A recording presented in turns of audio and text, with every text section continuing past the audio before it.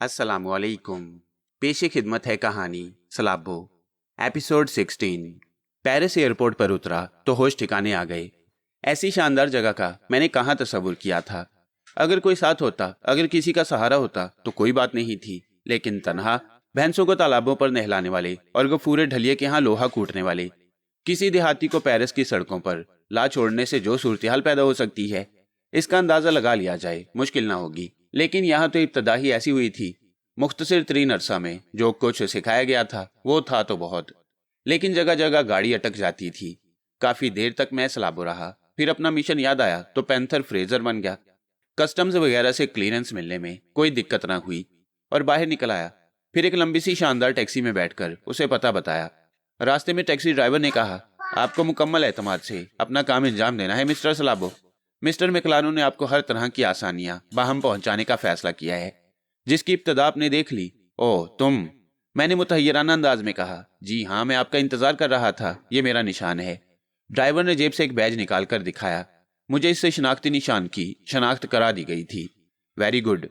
Fraser palace में इंतजाम कर दिया गया है? शायद, मुझे इस बारे में कोई इल्म नहीं। इस बारे में कोई और इतला नहीं। वहां जो कोई भी होगा आपको यही शनाख्ती कार्ड दिखाएगा, टैक्सी ड्राइवर ने कहा। फिर वो चौंक कर बोला, ये पीली कार, ये शायद ताकुब कर रही है। कौन सी कार? मैंने चौंक कर कहा। नहीं बराहे करम, पीछे मुड़कर ना देखें, वो ताकुब कर रही है। ठहरिए, मैं अंदाजा कर दूं, टैक्सी ड्राइवर ने कहा और टैक्सी की रफ्तार एकदम तेज कर दी। लेकिन पीली कार की तरफ से भी पहल हुई और उसकी रफ्तार टैक्सी से भी ज्यादा तेज हो गई। कार में सिर्फ एक आदमी था जो ड्राइविंग कर रहा था। उसने कार टैक्सी के नजदीक की और उसे रुकने का इशारा किया। मैंने ड्राइविंग सीट पर बैठे हुए शख्स को देखा और एक लम्हे में इसे पहचान लिया। ड्राइवर, टैक्सी रोक दो और सुनो, परेशानी की कोई बात नहीं है। यह शख्स फ्रेजर पैलेस से ताल्लुक रखता है। मुमकिन है मुझे इसकी कार में मुंतकिल होना पड़े। Okay sir. ड्राइवर ने टैक्सी साइड करके रोक दी। दूसरे लम्हे पहली कार का दरवाजा खोलकर वह शख्स नीचे उतर आया। हेलो साइमन, अरे तुम कहाँ? मैंने पुरमुसरत अंदाज में कहा। साइमन पस्ता कामत और स्पार्ट खदोखाल का मालिक था। उसके चेहरे से उसके अंदरूनी जज्बात का पता लगाना नामुमकिन था। हेलो, यह सवाल तो मुझे आपसे करना चाहिए। मेरा जवाब यकीनन तवील होगा। टैक्सी में कोई सामान है? हाँ भाई, जाहिर है लंदन से नहीं आ रहा। 5-6 माह से गायब हूँ। ड्राइवर, सॉरी, मैं अचानक वापस आया था इसलिए अपनी कार नहीं मंगवा सका। अब मेरी कार मिल गई है, सामान मुंतकिल कर दो। यस सर, ड्राइवर ने कहा और मेरे सफरी थैले डिग्गी में से निकालकर पीली कार की डिग्गी में रख दिए। साइमन मार्टिनो ने खुद ड्राइवर को बिल अदा किया। मैं उसके बराबर की सीट पर आ बैठा और उसने कार स्टार्ट करके आगे बढ़ा दी। खूब मिले साइमन, अब मुझे पैलेस के हालात पहले से मालूम हो जाएंगे। सब ठीक है ना? ठीक नहीं है, उसने कहा। क्या मतलब? मतलब ये कि मैं आपको पैलेस ले जाने की बजाय किसी होटल में लिए जा रहा हूँ। आपको पहले किसी होटल में कमरा हासिल करना पड़ेगा। वहां मैं आपको तमाम सूरत हाल से आगाह कर दूंगा और इसके बाद फ्रेजर पैलेस का सफर किया जाएगा। क्यों? ऐसी कौन सी बात है जिसकी वजह से मेरा फौरी तौर पर फ्रेजर पैलेस जाना मुनासिब नहीं? मैंने तहैयर खेज लहजे में पूछा। बेहतर यह है कि इसकी तफसील भी आपको होटल में चलकर बताई जाए। नहीं, पहले मुझे तफसील बताओ, उसके बाद मैं फैसला करूंगा कि मुझे होटल जाना चाहिए या फ्रेजर महल। मेरी बात मान लीजिए मिस्टर पैंथर, आप यकीनन तस्लीम करेंगे आपका किसी होटल में ही क्याम करना मुनासिब था, उस शख्स ने कहा और मैं झुल्लाए हुए अंदाज में खामोश हो गया। थोड़ी देर के बाद उसने कार होटल क्राउन में दाखिल कर दी और इसके पार्किंग लॉट में पार्क करने के बाद नीचे उतर आया। क्राउन के स्टीवर्ड फौरन पहुंच गए। उन्होंने मेरा वजनी सामान संभाल लिया और हमें साथ लिए हुए अंदर चल पड़े। साइमन मार्टिनो फौरन होटल के रिसेप्शन पर पहुंचा और इसने मेरे लिए कमरा हासिल कर लिया। चंद लम्हात के बाद लिफ्ट ने हमें 8वीं मंजिल पर छोड़ा और स्टीवर्ड हमारा सामान लिए हुए एक कमरे के सामने पहुंच गए। कुशादा और खूबसूरत कमरे का दरवाजा खोलकर उन्होंने हमें अंदर आने की पेशकश की और थोड़ी देर के बाद हम इस कमरे में मुंतकिल हो गए। मैं सस्पेंस नहीं पैदा करना चाहता मिस्टर पैंथर, लेकिन बेहतर यह है कि आप गुसल वगैरह से फारिग हो लें। इसके बाद इत्मीनान से बैठकर बातें करेंगे। इस दौरान मैं आपकी पसंदीदा कॉफी भी मंगवा लेता हूँ, ठीक है? पता नहीं तुम क्या फजूल बातें कर रही हो, मैंने कहा और बाथरूम की जानिब बढ़ गया। जब मैं कुमदा से स्लीपिंग सूट और गाउन में मलबूस बाहर आया तो साइमन मार्टिनो कमरे के फर्श पर चहलकदमी कर रहा था। वेटर कॉफी के बर्तन लाकर रख गया और कॉफी की सौंधी खुशबू फिजा में फैली हुई थी। मुझे देखकर वो रुका, मेज के करीब आया और कॉफी की 2 प्यालियां बनाने लगा।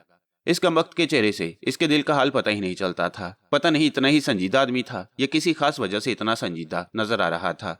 मैंने भी लापरवाही इख्तियार की और आराम कुर्सी पर दराज होकर कॉफी के छोटे छोटे घूंट लेने लगा। साइमन ने कॉफी के कुछ सिप लिए और फिर प्याली सॉसर में रखकर मेरी जानिब देखता हुआ बोला, क्या आप यकीन करेंगे मिस्टर पैंथर कि फ्रेजर पैलेस में आप पहले से मौजूद हैं? क्या तुम मुझे यकीन दिलाना पसंद करोगे कि कॉफ़ी से भी नशा हो जाता है। मैंने चुपते हुए लहजे में कहा, मैं गलत नहीं कह रहा जनाब, आपकी हैरत और गुस्सा बजा है, लेकिन आप जानते हैं कि मैं कभी अहमकाना इक़दाम नहीं करता। आपको मुझ पर इतना तो एतमाद होना चाहिए मिस्टर पैंथर।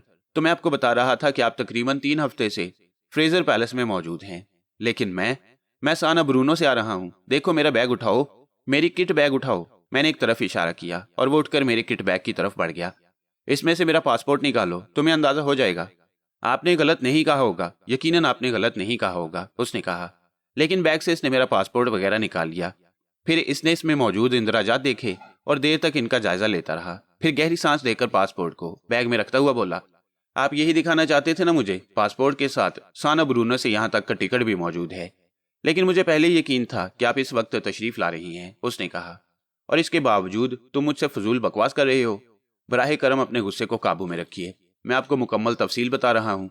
मैं अर्ज कर रहा था कि आप 3 हफ्तों से फ्रेजर पैलेस में मौजूद हैं और लोग मुतमईन हैं। तकरीबन 4.5 माह के बाद आप अचानक वापस आए थे। वापस नहीं आए थे, बल्कि मिस्टर मैटरलिस आपको लेकर आए थे। आप थोड़े से जख्मी थे और शदीद बुखार का शिकार थे। इस हालत में आपको फ्रेजर पैलेस लाया गया और इसके बाद आपकी कैफियत रफ्ता रफ्ता बहाल हो गई। अब आप बिल्कुल मुतमईन हैं और निहायत इत्मीनान से फ्रेजर पैलेस में जिंदगी गुजार रही हैं। बकते रहो, ये ड्रामाई गुफ्तगू जारी रखो, मैं कॉफी पी रहा हूँ। और अगर तुमने ये सिलसिला जारी रखा तो फिर तुम्हारी बकवास पर कोई तवज्जो नहीं दी जाएगी, मैंने कहा। और पहली बार मैंने उसके होंठों पर मुस्कुराहट देखी। आपकी जिल्लाहट हमेशा मुझे मुस्कुराने पर मजबूर कर देती है। अभी तक आपके अंदाज में बचपना पाया जाता है। जो कुछ मैंने कहा वो कोई ऐसी बात नहीं है। कोई शख्स आपका मेकअप करके फ्रेजर पैलेस पहुंचा है और यकीनन किसी ने गहरी साजिश की है। वो वहां आपकी हैसियत में मुकीम है और आपके तमाम अहले खानदान ने उसे पैंथर फ्रेजर की हैसियत से तस्लीम कर लिया है। मेरा मकसद यह है कि किसी को अब तक इस बात का शुबा नहीं हुआ कि वो कोई नकली आदमी हो सकता है, जबकि मेरा जहन इब्तदा ही से उसकी तरफ से उलझा हुआ है। और इसकी वजह बेहतर तौर से समझते होंगे। क्या वजह है ये भी बता दो, मैंने बदस्तूर अपने अंदाज में कहा। वजह यह है मिस्टर पैंथर कि सब लोगों का मिस्टर पैंथर से वाजबी सा ताल्लुक है। वो उनके अजीज हैं सिर्फ, और मैं मिस्टर पैंथर का मुलाजिम होने के साथ साथ दोस्त भी हूँ। हीरो की बात सिर्फ मुझे मालूम है, जबकि यह इतना अहम मसला था कि अगर मिस्टर पैंथर असली होते तो सबसे पहले मुझसे उनकी खैरियत दरियाफ्त करते। लेकिन हमारे दोस्त मिस्टर पैंथर फ्रेजर ने आज तक उनका तज़किरा नहीं किया। वो हर मामले में उलझे उलझे नजर आते हैं। अहले खानदान ने उनके उलझे होने की वजह यह करार दी है कि वो जख्मी हो गए थे और चोट चुके सर की थी, इसलिए वो जहनी तौर पर अभी तक गैर मुतवाजिन है। मैं भी सिर्फ इसलिए खामोश रहा कि कुछ वक्त और गुजर जाए, तब जरा मिस्टर पैंथर की मिजाज पुरसी की जाए। लेकिन आज आपको देखकर तमाम सूरत हाल वाज़ेह हो गई। ओ माई गॉड, गोया कोई फ्रॉड। यकीनन, लेकिन अब इस फ्रॉड में कौन कौन मुलविस है इसका पता तो बाद में ही चलेगा। वैसे आप मुझे बताइए कि इसके अलावा और कोई तरकीब थी? इस वक्त अगर आप फ्रेजर पैलेस पहुंच जाते तो पूरा खानदान उलझनों का शिकार न हो जाता, और क्या अखबारात को फ्रेजर फैमिली के लिए तबसरे करने का एक और मौका न मिल जाता? ये तबसरे क्या होते, इनके बारे में भी आप बेहतर तौर से जानते हैं। हाँ ठीक है, वाकई बड़ी अजीब बात बताई तुमने। इस शख्स ने अभी तक हमें कोई नुकसान तो नहीं पहुंचाया, मेरा मतलब है फ्रेजर फैमिली को। नहीं, अभी तक उसने अपनी कार्रवाइयों की इब्तदा नहीं की है। पहले वो अपने पंजे गाड़ना चाहता है, लेकिन मैंने शुरू ही से उस पर निगाह रखी है और अभी तक वो कोई ऐसा अमल नहीं कर सका जो फ्रेजर फैमिली के लिए नुकसानदेह हो। जॉर्ज फ्रेजर को भी उस पर शुबा नहीं हो सका। नहीं। और मम्मी, मेरा मतलब है मार्टिना फ्रेजर। नहीं, मम्मी आपकी मोहब्बत में किसी बात को सोचने की काबिल ही नहीं रही। वो सिर्फ इस बात की शाकी हैं कि बुरी सोबतों ने आपको फ्रेजर फैमिली की बदनामी के लिए तैयार कर दिया है। वो सिर्फ आपके दोस्तों से शाकी हैं, लेकिन आपके सामने, मेरा मतलब है मिस्टर पैंथर फ्रेजर के सामने, वो इसका इजहार भी नहीं करती। कमाल है, वाकई कमाल है।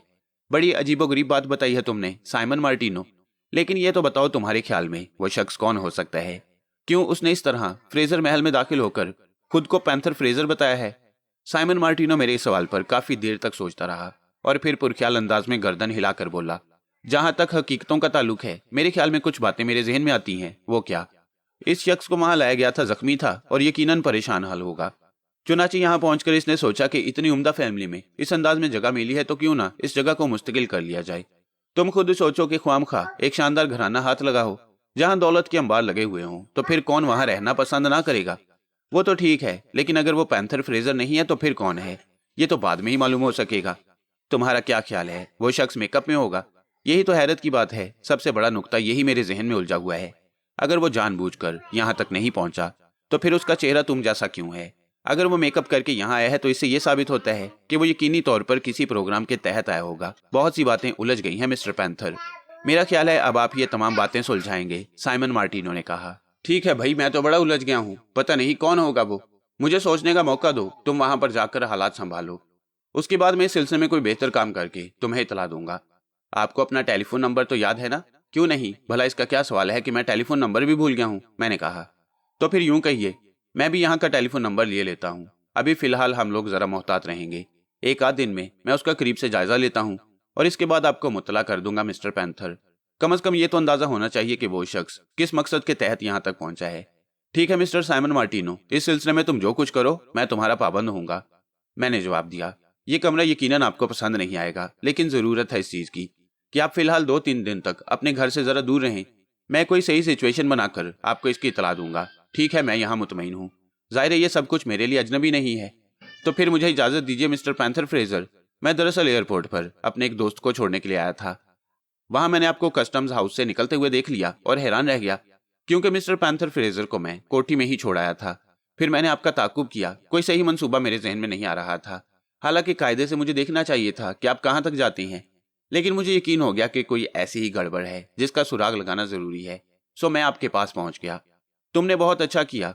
अगर मैं वहां तक अचानक पहुंचता तो मुझे सूरत हाल का इल्म ना होता और इसके बाद ना जाने क्या क्या बौखलाहटें हो जाती और हम उस शख्स को रोशनी में नहीं ला सकते थे। बेशक, अच्छा इजाजत, साइमन मार्टिनो ने कहा और मुझसे हाथ मिलाकर रुखसत हो गया। इसके जाने के बाद मैंने कमरे का दरवाजा अंदर से बंद किया और थके थके से अंदाज में एक सोफे पर आ बैठा। मैंने दोनों हाथों से सर पकड़ लिया था। ये एक और नया ड्रामा शुरू हो गया था। अव्वल तो मुझे इन सारी चीजों से बहुत ज्यादा दिलचस्पी नहीं थी। यकीनी तौर पर मैं क्लारो को इसका इल्म हो जाएगा, क्योंकि मैंने टैक्सी ड्राइवर को इस बारे में तमाम तफसीलात बता दी थी। टैक्सी ड्राइवर मैक्लारो ही का आदमी था। ओहो, अचानक मैं किसी ख्याल के तहत चौंक पड़ा। अगर मैक्लारो का कोई आदमी पहले से कोठी तक पहुंच चुका होता तो वो यकीनन मैक्लारो को इस बारे में इतला दे देता कि वहां पर असली पैंथर फ्रेजर मौजूद है। इन सारी उलझनों का तो कोई हल ही नहीं था मेरे पास। बेहतर यही था कि खुद को हालात के धारे पर छोड़ दिया जाए। अब मसला सिर्फ ये था कि मैं उस कोठी में कैसे पहुंचूं, और वो शख्स जो पैंथर फ्रेजर के मेकअप में है उसकी अपनी क्या नौयत है। मैं गौर करता रहा। मुमकिन था कि वो असली पैंथर फ्रेजर ही हो। जख्मी होने की वजह से उसके जहनी तवाज़ुन में कोई ऐसी तब्दीली पैदा हुई हो कि उन लोगों को उस पर शक हो गया हो। ऐसी सूरत में मेरी वहां मौजूदगी तो खतरनाक होगी, फौरन ही मेरा राज खुल जाएगा। मेरा दिल चाहा कि इस सिलसिले में किसी भी तरह में क्लारो से बात की जाए। चुनाचे मैं थोड़ी देर के बाद होटल के इस कमरे से बाहर निकल आया। मैं क्लारो के किसी आदमी की तलाश में था। अगर वो समझदार आदमी है तो इस तब्दीली पर चौंका जरूर होगा। टैक्सी ड्राइवर ने उसे इस सूरत हाल से आगाज जरूर किया होगा। ऐसी सूरत में उसे मुझसे राब्ता कायम करके कोई सही मशवरा देना होगा। मैं सड़कों पर आवारागर्दी करता रहा। पेरिस शहर की सिचुएशन मुझे बिल्कुल नहीं मालूम थी। मेरी मालूमात इस सिलसिले में बहुत ही महदूद थी। इस वक्त मैं एक फुटपाथ पर चल रहा था कि अचानक एक पस्ता कामत फ्रांसीसी लड़की मेरे पास पहुंच गई। इसने पहले फ्रेंच जुबान में मुझसे कुछ कहा जो मेरी समझ में नहीं आया। फिर वो साफ अंग्रेजी में बोली, अजनबी। मैंने टेढ़ी आंखों से उसका जायजा लिया और गर्दन हिला दी। मैं आपकी कुछ मदद कर सकती हूँ? क्या मदद कर सकती हो तुम मेरी? मैंने टूटी फूटी अंग्रेजी में कहा। मैं गाइड हूँ और अपने पेशे में खासी महारत रखती हूँ। अजनबी लोगों के चेहरों पर जो भटका भटका तासुर मिलता है, इससे ये इल्म हो जाता है कि वो पेरिस में नए हैं या सयाह हैं। मैंने आपके कदमों की चाल से और आपके चेहरे के तासुरात से यही अंदाजा लगाया है कि आप पेरिस में अजनबी हैं। लेकिन मैं तुम्हें शक्ल से फ्रांसीसी बाशिंदा नहीं मालूम होता? मैंने पूछा। शक्लें धोखा भी दे जाती हैं। पहले मैं धोखा खा गई थी। आपकी शक्ल सूरत बिल्कुल फ्रांसीसियों जैसी है, लेकिन जरूरी नहीं कि दुनिया में फ्रांसीसियों जैसा और कोई शख्स ना हो। मुझे तो आपकी चाल पर शुबा हो गया था, लड़की ने कहा। मैं तुम्हारे इस अंदाजे की दाद देता हूँ। शुक्रिया जनाब। वैसे मैं आपसे अर्ज करूं कि हम गाइड लोग खासा तजुर्बा हासिल कर लेते हैं लोगों के साथ रह रहकर। मेरा नाम सूत्रा है और मुझे उम्मीद है कि आप मुझे अपनी खिदमत का मौका जरूर देंगे। ठीक है सूत्रा, तुम मुझे पेरिस की सैर कराओ, मैंने जवाब दिया और उसने गर्दन खम कर दी। बूटे से कद की ये लड़की शक्लो सूरत में खासी अच्छी थी और फिर इसका अंदाजे गुफ्तगू बहुत प्यारा था। मैंने इसकी मैयत कबूल कर ली। करेंसी मेरे पास मौजूद थी, मैं उसे उसकी रहनुमाई की अदायगी कर सकता था। वह मेरे साथ सड़कों पर चलती रही। दौरे कदीम में जब ये इलाका सिर्फ दलदलों और चंद जजीरों पर मुश्तमिल था तो स्लेट नस्ल के लोग यहाँ आकर आबाद हो गए। तारीखी कुतब में पेरिस का हवाला जूलियस सीजर के जमाने से मिलता है। इसके बाद की तारीख मेरे जहन में गुडमुड है। वो कहका लगाकर हंस पड़ी। खूब, बहुत खूब, तुम्हारा अंदाजे गुफ्तगू बहुत उम्दा है, मैंने इसे सराहते हुए कहा। शुक्रिया जनाब। वैसे दुनिया में कोई शहर है तो यही शहर है जहां कभी तन्हाई और घुटन का एहसास नहीं होता। सयाहों की भरमार रहती है। मुकामी बाशिंदों की सर्द महरी और हद दर्जा महंगाई ऐसे अनासिर हैं जो आज़ादी पसंद सयाहों की रूह जख्मी करके रख देते हैं। गर्मियों में पेरिस के बाशिंदों की अक्सरियत साहली इलाकों की तरफ कूच कर जाती है और शहर में सिर्फ निकम्मे, आवारागर्द, किल्लाश, मुसव्विर, गैर मुल्की सयाह और पागल कुत्ते रह जाते हैं। जो लोग साली मुकामात पर जाने की तौफीक नहीं रखते, उनका सलूक सयाहों के साथ ऐसे ही होता है जैसे वो इनकी आमद से परेशान हो गए हों। और यही बड़ी बात है कि वो सयाहों को अपना खूबसूरत शहर देखने की इजाजत दे देती हैं। कमाल है सूत्रा, तुम तो पेरिस के लोगों की बुराइयां कर रही हो। नहीं जनाब, मैं हकीकतें बयान कर रही हूँ। और हकीकतें अगर कोई किसी को ना बताए तब भी मंजर आम पर आ ही जाती हैं। उन्हें छुपाने से क्या हासिल। हाँ ये तो है, लेकिन इस बात को सिर्फ तुम जैसे फराख दिल लोग ही समझ सकते हैं। आपने दुरुस्त कहा मौसियो, हमारा ये शहर बेहद खूबसूरत है, लेकिन इसकी खूबसूरती में बाज जगह बदसूरती भी पिन्हा है। किसी भी मुल्क का ज़हीन बाशिंदा इस खूबसूरती में छुपी हुई बदनुमाई को महसूस कर सकता है। चुनाचे अगर मैं आपको पेरिस की सिर्फ खूबसूरती दिखाऊं और बदसूरत खदोखाल छुपा लूं, तो आपकी जहानत मेरी रहनुमाई में खुशी महसूस नहीं करेगी, उसने कहा। काफी देर तक वो मुझे ना जाने कहां कहां की सैर कराती रही। वह मुझे उन जगहों के बारे में बताती जा रही थी। सेंट लाजारा स्टेशन पर पहुंचकर हम दोनों प्लेटफॉर्म पर उतरे तो सामने खूबसूरत कैंपिंग का इलाका बिखरा हुआ था। नेवल के पुल से आगे बढ़े और दरिया सीन के ऊंचे किनारे के साथ साथ फुटपाथ पर चलना शुरू कर दिया। ये बलोए डी बलौन था, जिसका शुमार शहर के खूबसूरत तरीन इलाकों में होता है। पेरिस की ये नवाही बस्ती दरिया सीन के खामोश पानी के साथ साथ मीलों दूर तक चली जाती है। नीचे दरिया की जानिब झांकिए तो किनारे पर छोटे छोटे रिहायशी मकानात नजर आती हैं, जिनके मालिक हफ्तावार तातील के दौरान पेरिस के हंगामों से दूर सुकून की तलाश में यहाँ आ बसती हैं। चंद जगहों पर खुश मंजर बागीचों के बिलमुकाबिल पानी में हाउस बोट तैर रहे थे। मैंने सफेद रंग के एक आहनी फाटक से नीचे झांका तो हाउस बोट के दरवाजे पर खड़ा एक खूंखार कुत्ता गुर्राने लगा। मैं जरा पीछे हट गया। चूंकि इन हाउस बोटों के मालिक यहाँ आर्जी तौर पर रिहाइश पजीर होते हैं, इसलिए इनकी रखवाली के लिए कुत्ते बागों में खुले छोड़ देते हैं। मकानों और हाउस बोटों का सिलसिला खत्म हुआ तो दरिया के किनारे एक वसी और सरसब्ज सैरगाह दिखाई दी। शाह बलोत और बैद के दरख्तों की छांव में चंद बूढ़े मछली के शिकार खेलने में मसरूफ थे। मैंने सोचा कि पेरिस में क्याम के दौरान अगर कुछ वक्त मिला तो मैं भी इस पुरसुकून जगह चंद लम्हे गुजारूंगा। सूचना मुझे गाइड की हैसियत से इन तमाम चीजों के बारे में बताती जा रही थी। मैं इसके अंदाजे गुफ्तगू पर फरीफ्ता हो चुका था। बिलाशुबा दिलों को मोह लेने वाली शख्सियत रखती थी। मैंने सोचा गाइड का पेशा इसके लिए बहुत कामयाब है और वो यकीनी तौर पर एक बेहतरीन गाइड की हैसियत से अच्छा खासा कमा लेती होगी। एक छोटे से रेस्तोरां में हम लोगों ने बैठकर खाने पीने की कुछ चीजें मंगवाई। सूत्रा मुस्कुरा रही थी। कैसा लगा मौसियो आपको पेरिस? बहुत खूबसूरत शहर है और खास तौर से अगर इसके बारे में बताने वाली तुम जैसी कोई खातून हो तो फिर इसका हुस्न कुछ और बढ़ जाता है। आपने कुछ जरूरत से ज्यादा मेरी तारीफ कर दी है। वैसे आपके बारे में मैं कुछ नहीं जान सकी। बस सयाहों के बारे में जानना ज्यादा बेहतर नहीं होता, मैंने मुस्कुराते हुए कहा और वो भी मुस्कुराने लगी। हाँ ये ठीक कहा आपने, इसमें कोई शक नहीं, वो आहिस्ता से बोली।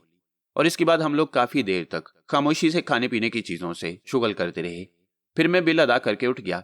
हम अनिल टावर के नजदीक पहुंचे जो किसी देव पैकर सतून की तरह आसमान को छू रहा था। नीचे सयाहों के ठट लगे हुए थे। फोटोग्राफर, मुसव्विर और ना जाने क्या क्या चीजें बेचने वाले।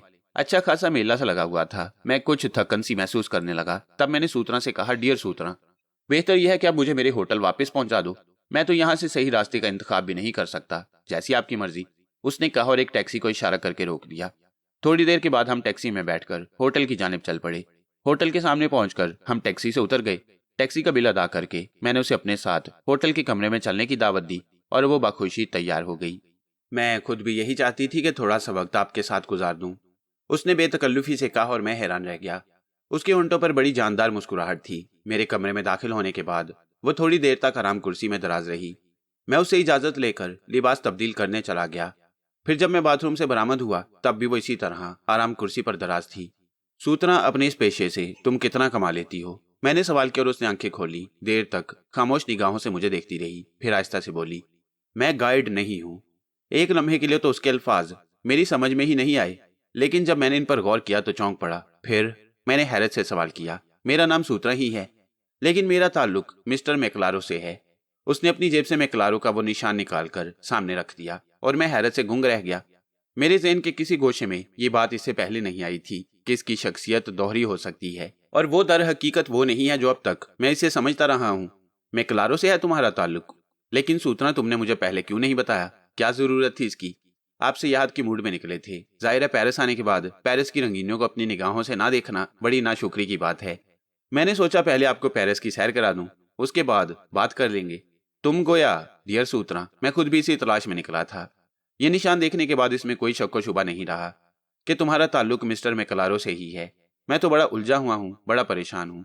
मैंने इसीलिए आपकी उलझनों में इजाफा करने की कोशिश नहीं की। मैंने सोचा पहले आप थोड़े से सैरो तफरी करने के बाद शगुफ्ता हो जाएं, फिर आपसे बात की जाए। टैक्सी ड्राइवर ने मुझे बता दिया था कि मिस्टर साइमन मार्टिनो ने आपसे एयरपोर्ट के रास्ते ही में मुलाकात कर ली थी। मैंने ये समझा कि हमारा डिपार्टमेंट ये मालूम करने की कोशिश कर रहा था कि मिस्टर साइमन मार्टिनो एयरपोर्ट पर क्यों मौजूद थे। आया उन्हें किसी बात पर कोई शुबा हो चुका था, या फिर यह सिर्फ कोई इत्तेफाक था। मालूमात से पता चला कि मिस्टर साइमन मार्टिनो इत्तेफाक से अपने किसी दोस्त को छोड़ने के लिए एयरपोर्ट आए थे। वहां से उन्होंने आपको देख लिया। मैं आपसे मुलाकात हासिल करने ही आई हूँ। साइमन मार्टिनो आपसे क्या कहती हैं? ये बताओ मिस्टर मैकलारो कहाँ हैं? मैकलारो पेरिस पहुंच चुकी हैं। जाहिर है जिस मिशन पर आपको भेजा गया है वो उनके लिए खासी अहमियत का हामिल है। वो पेरिस में रहकर ही इस मिशन के अंजाम से आगाह होना चाहते हैं। दूसरा सवाल, मैंने कहा, क्या अभी तक फ्रेजर पैलेस में हमारे आदमी नहीं पहुंचे? नहीं, लेकिन एक आध दिन में इसका बंदोबस्त हो जाएगा। यही बात है। अगर फ्रेजर पैलेस में हमारे आदमी पहुंच चुके होते मैडम सूत्रा, तो ये बात आप लोगों को भी मालूम हो चुकी होती कि पैंथर फ्रेजर वहां 3 हफ्ते पहले पहुंच चुका है। क्या? सूत्रा उछल पड़ी। हाँ, पैंथर फ्रेजर 3 हफ्ते से अपनी कोठी में मौजूद है। ओह नो, ये कैसे मुमकिन है? उसने हैरत से कहा। मुमकिन है क्योंकि साइमन मार्टिनो मुझे ये इतला देकर गया है।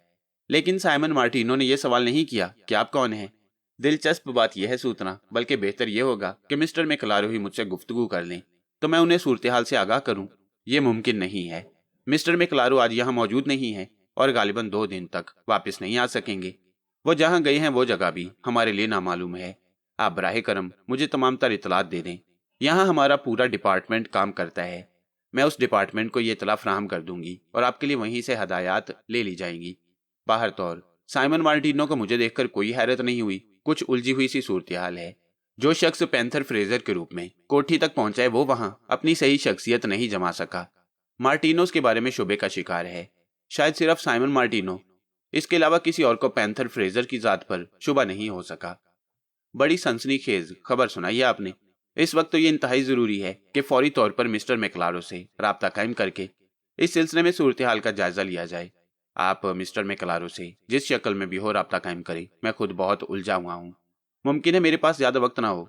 साइमन मार्टिनो को मेरे ऊपर अभी तक कोई शुबा नहीं है, लेकिन हो भी सकता है।